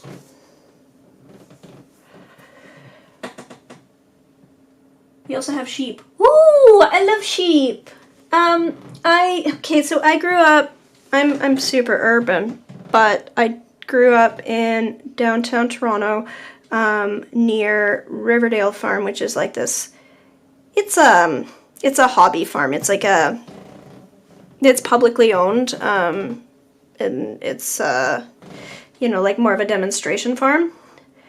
And so I did 4-H, but I did 4-H through Riverdale Farm, which is, a little bit of a different experience than your average 4-H. But we took care of lambs. I helped birth a lamb when I was a little kid.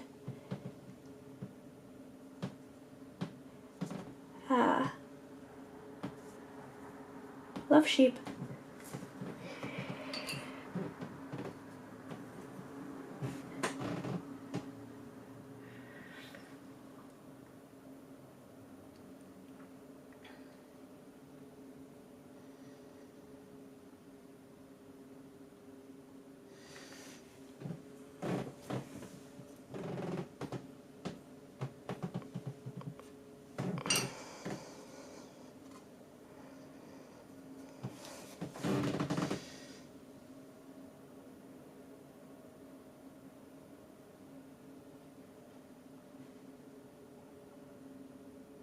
I also watch a lot of sheep content on YouTube. I don't know how that turned into my YouTube binging, but it did.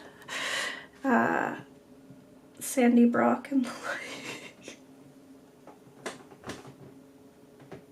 like. Which is not, that is not small farm. That is very much commercial agriculture sheep. But she at least seems caring.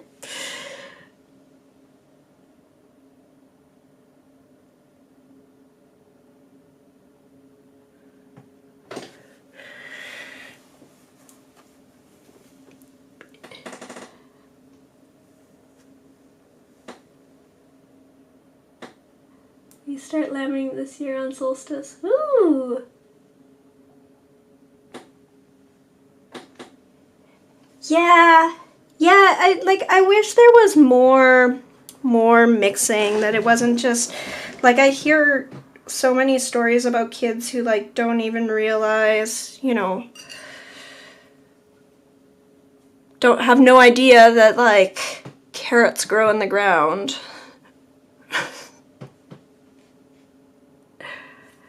What grows in the ground, what grows on trees, what like, we could use so much more hands-on understanding of plants in general, whether that's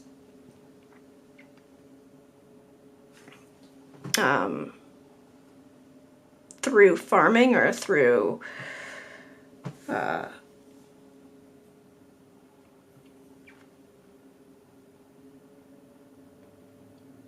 nature, and I feel like we're too removed from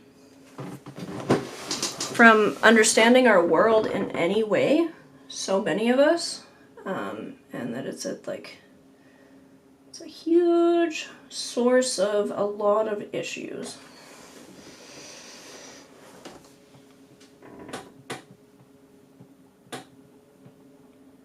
I want her barn so badly. Definitely not that many sheep as her, yeah. Where food comes from at all, and the work that goes into it, and the knowledge required. Yes, it seems like with commercial agriculture, like, that's one of the big losses, is that there's so few people who have any understanding of food systems. Like, even within agriculture. It's not only kids. Well, yeah. True. It's interesting to me because I did grow up very, very, very urban, like downtown Toronto. Short of New York, London, Berlin, you're not getting much more urban than that.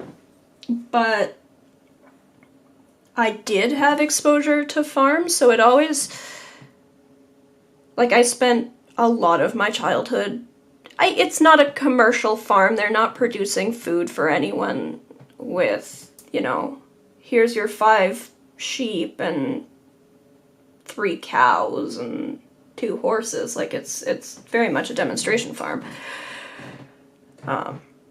Every so often we could get a dozen eggs there, but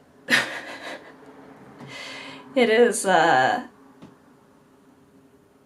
grew up, I did their gardening program. My older siblings actually did 4-H. I was just the tag along.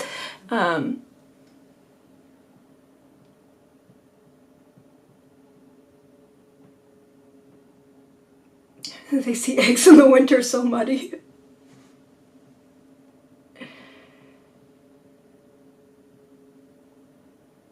They sell dirty veggies. Oh gosh.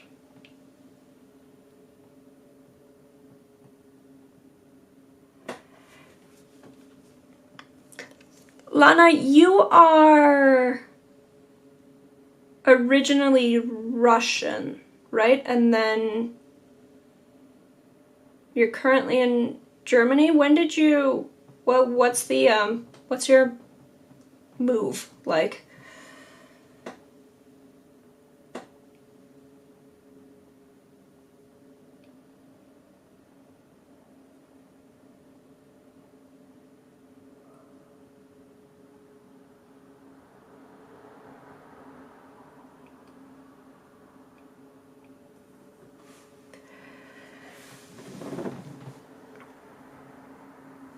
My mom's been threatening to move back to Ukraine recently. So she was born in Brazil and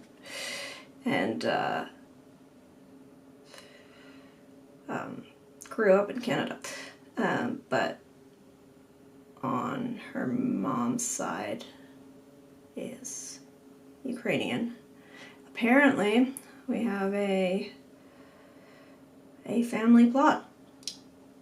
A patch of land that we could claim in central Ukraine. And my mom's been talking about, feeling the call to, contribute to the homeland. Go move there. I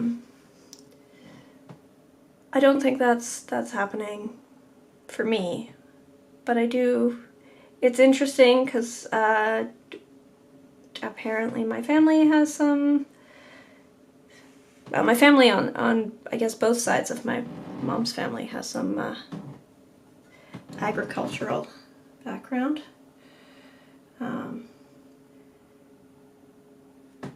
Certainly like to see the little orchard and in Ukraine if it ever comes back into the family. Don't think I'm gonna live there, but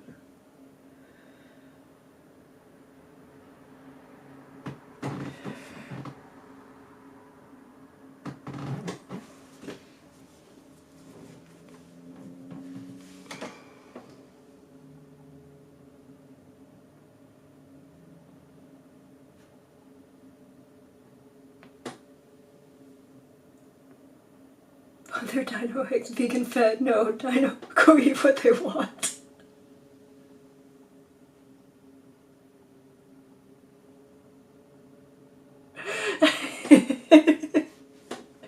Chickens really are little dinosaurs. There's still a difference between feeding ground down chickens to other chickens versus, yeah, chickens are gonna eat grubs or each other sometimes.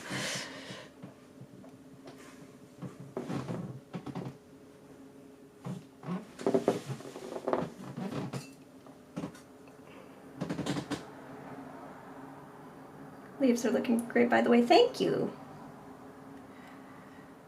I'm really enjoying these colors quite a bit.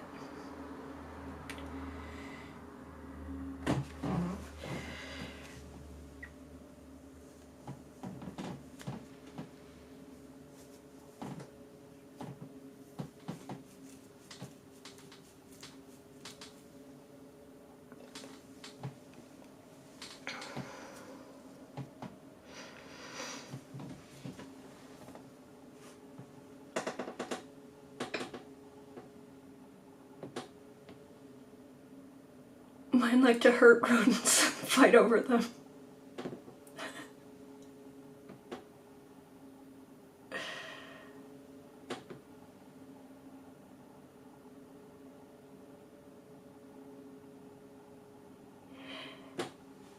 Well, that sounds delightful. I'm sure that's lovely to watch.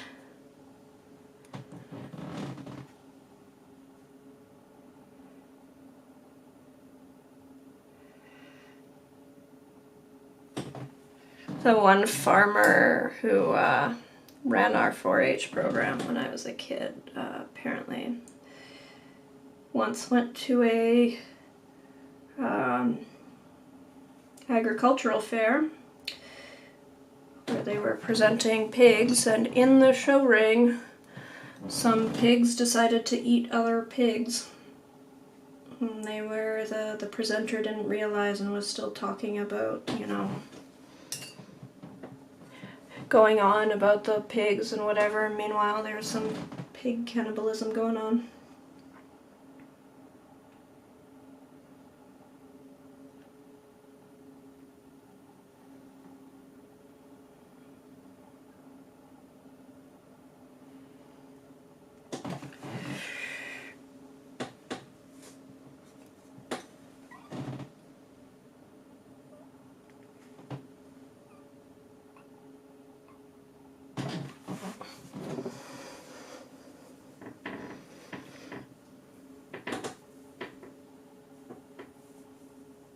Tug of war crossed with rugby, hysterical and gross. Sounds educational.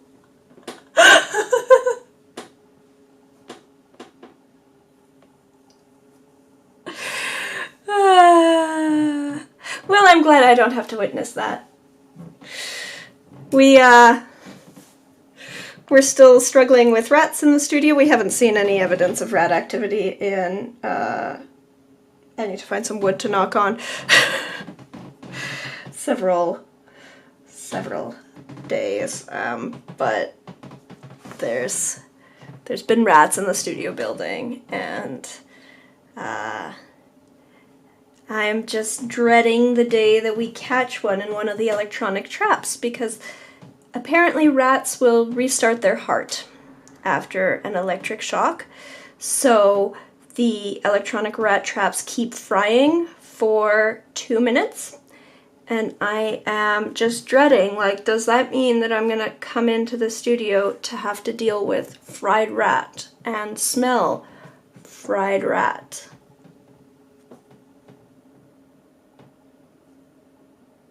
Oh, rats are so challenging. They are. They're really smart. They are really smart. But they're not welcome in my art studio. I wish to admire them from far, far away. So once in Poland, when I was there with a group of students from university for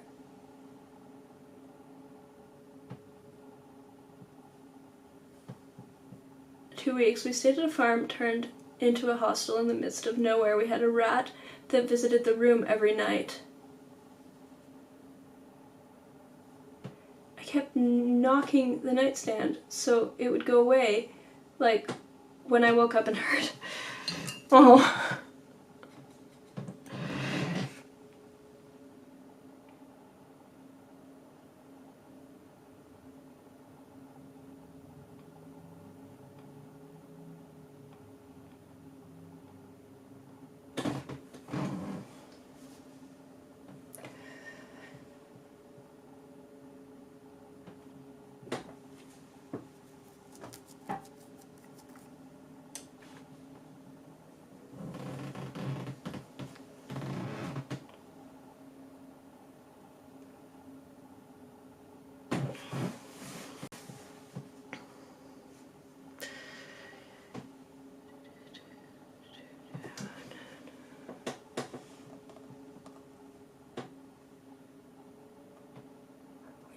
Mostly native wood rats, which aren't as big of an issue. No, we're talking like Norway rats, roof rats up in here. They're pretty bad.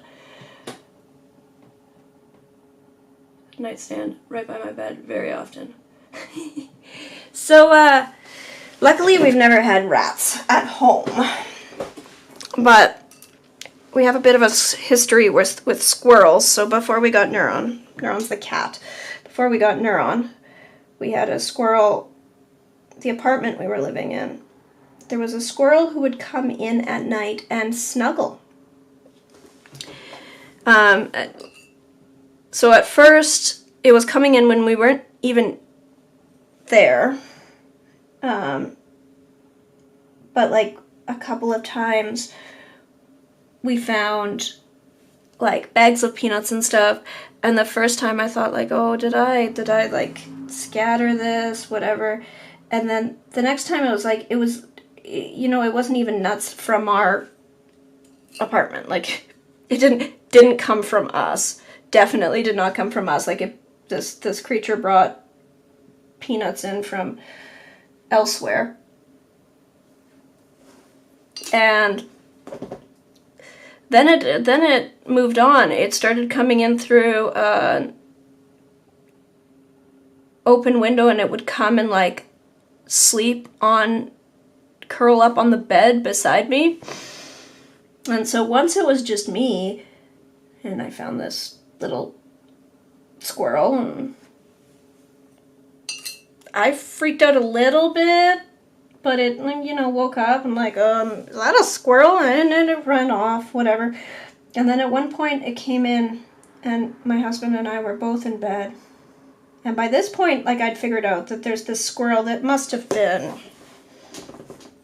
semi-domesticated. Like somebody hand-raised this squirrel. There's no way that it just, like, it was coming in, it was snuggling with humans. But I woke up, I pointed out the squirrel. My husband freaked out. The squirrel goes crazy and runs off. Then we got a cat. Squirrel stopped coming in. However, my cat managed to scare some other squirrel into our next apartment and catch a squirrel in our kitchen. He didn't kill it, just gave it a good fright. Does that make you a Disney princess? I do seem to attract, yes, squirrels.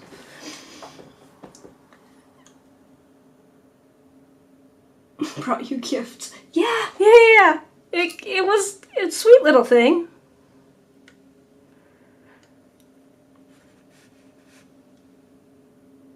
And yes, maybe I'm a Disney princess.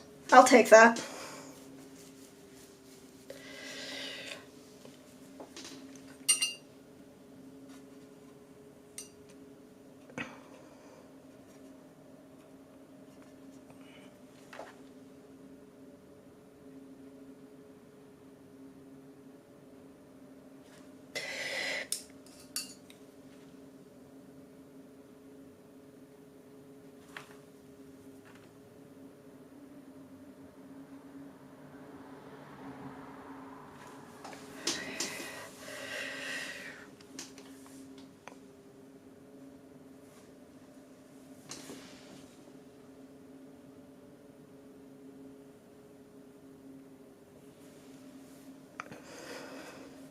Okay, so Shannon, back to your farm. You've got sheep and chickens, and presumably some amount of orchard for if you're growing apples for drying and applesauce. This sounds lovely. I want to visit.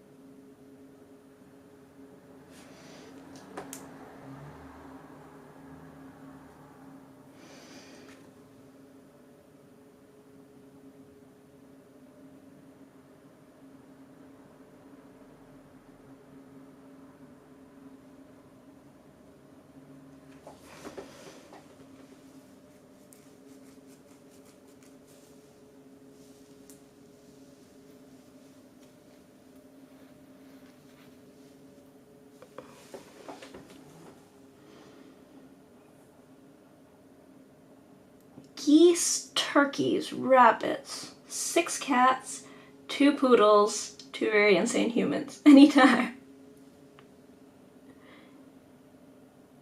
Geese and turkeys. Whoa.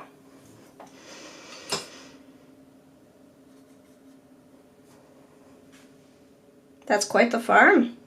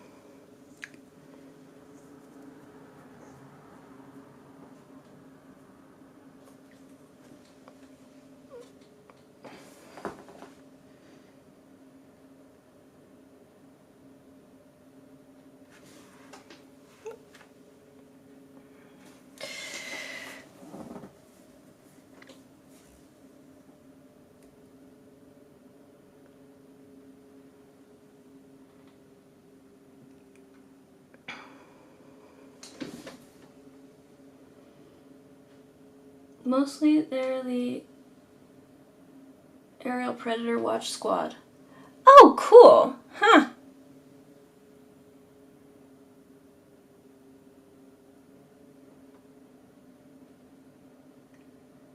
Lots of hawks. Interesting. 2 poodles. Do the poodles do farm work, or are they just pets?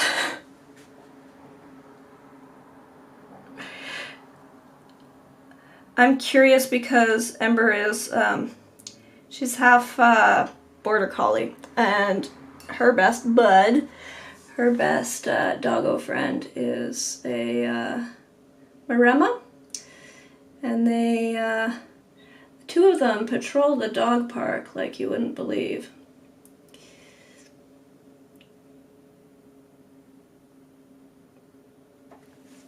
You know, for lack of sheep. Although Ember is afraid of sheep, so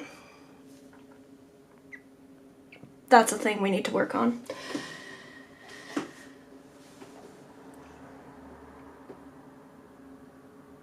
But for lack of sheep, the 2 of them will go and protect the dog park, the field where they go play with other dogs.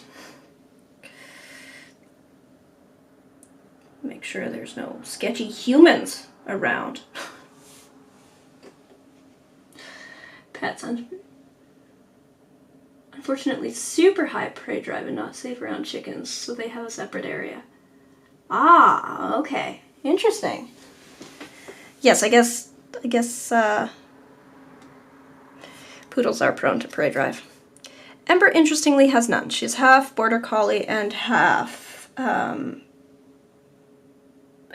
Canadian Eskimo dog, Malamute. And, I mean, Border Collies in general, they have limited, you know, by breeding, they have limited prey drive because they're meant to herd, not chase and bite the sheep. But interestingly, Ember has pretty much 0 prey drive, even for really, really tiny animals. And apparently that is actually a quirk that she inherits from her sled dog father, who is of a breed that is usually known for prey drive, but Ember has none.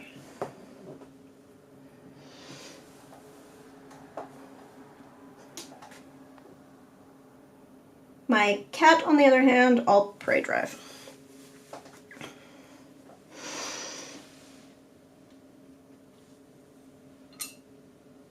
Ember tries to make friends with ducks and geese. She'll chase, but she'll chase in a way that is very, very clearly like she's making herself known, she's playing. Right? She's not sneaking up on a duck. She is splashing around and getting the duck riled up. And at one point during nesting season, she went splashing into a creek full of ducks because she thinks it's funny to scatter the ducks. And one of the female mallards got very protective and started chasing her, and of course Ember thought this was amazing that this duck wanted to play with her. So I got to watch for a few passes of my little crazy wolf creature getting chased by a duck. She was having the time of her life. I'm pretty sure the duck was not having the time of her life, so I called my dog back after 3 back and forths of, okay, well, this duck is determined to chase her off.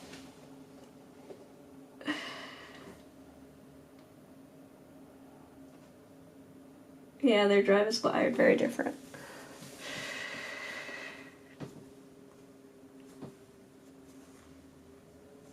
It's interesting to me how much,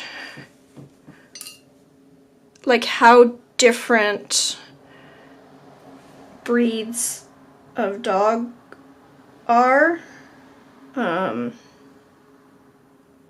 How strong some of the, the herding instinct is, and how it affects just random things that are not you know, no sheep to be found.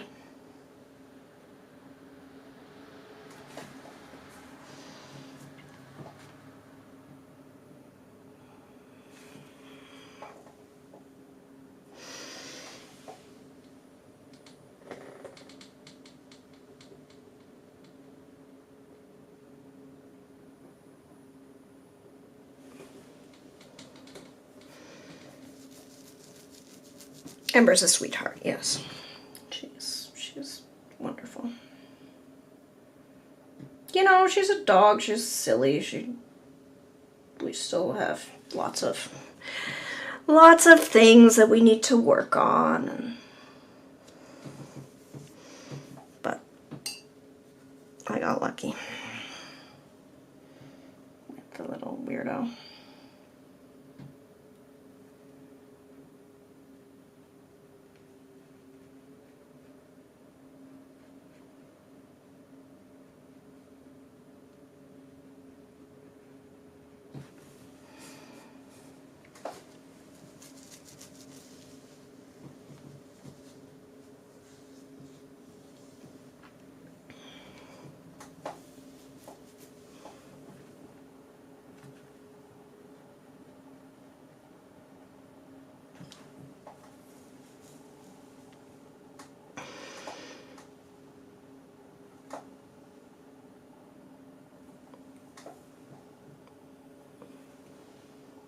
Gotta go run errands with Lovely to chat. I'll drop you some pics later on Discord. Okay, cool.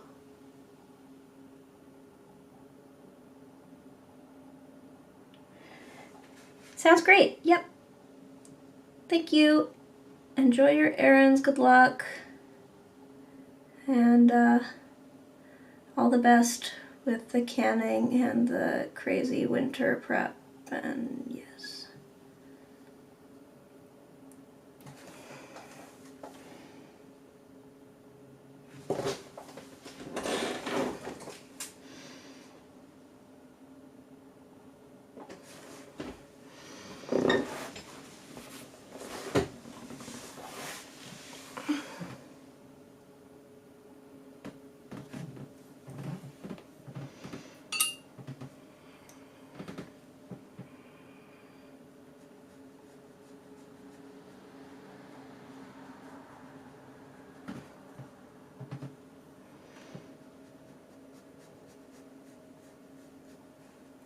What time is it? Okay, it is 6. I need to wrap up and get my dog to the dog park. So, bye anyone who's still here. I will see you again next week. Thanks. Bye-bye.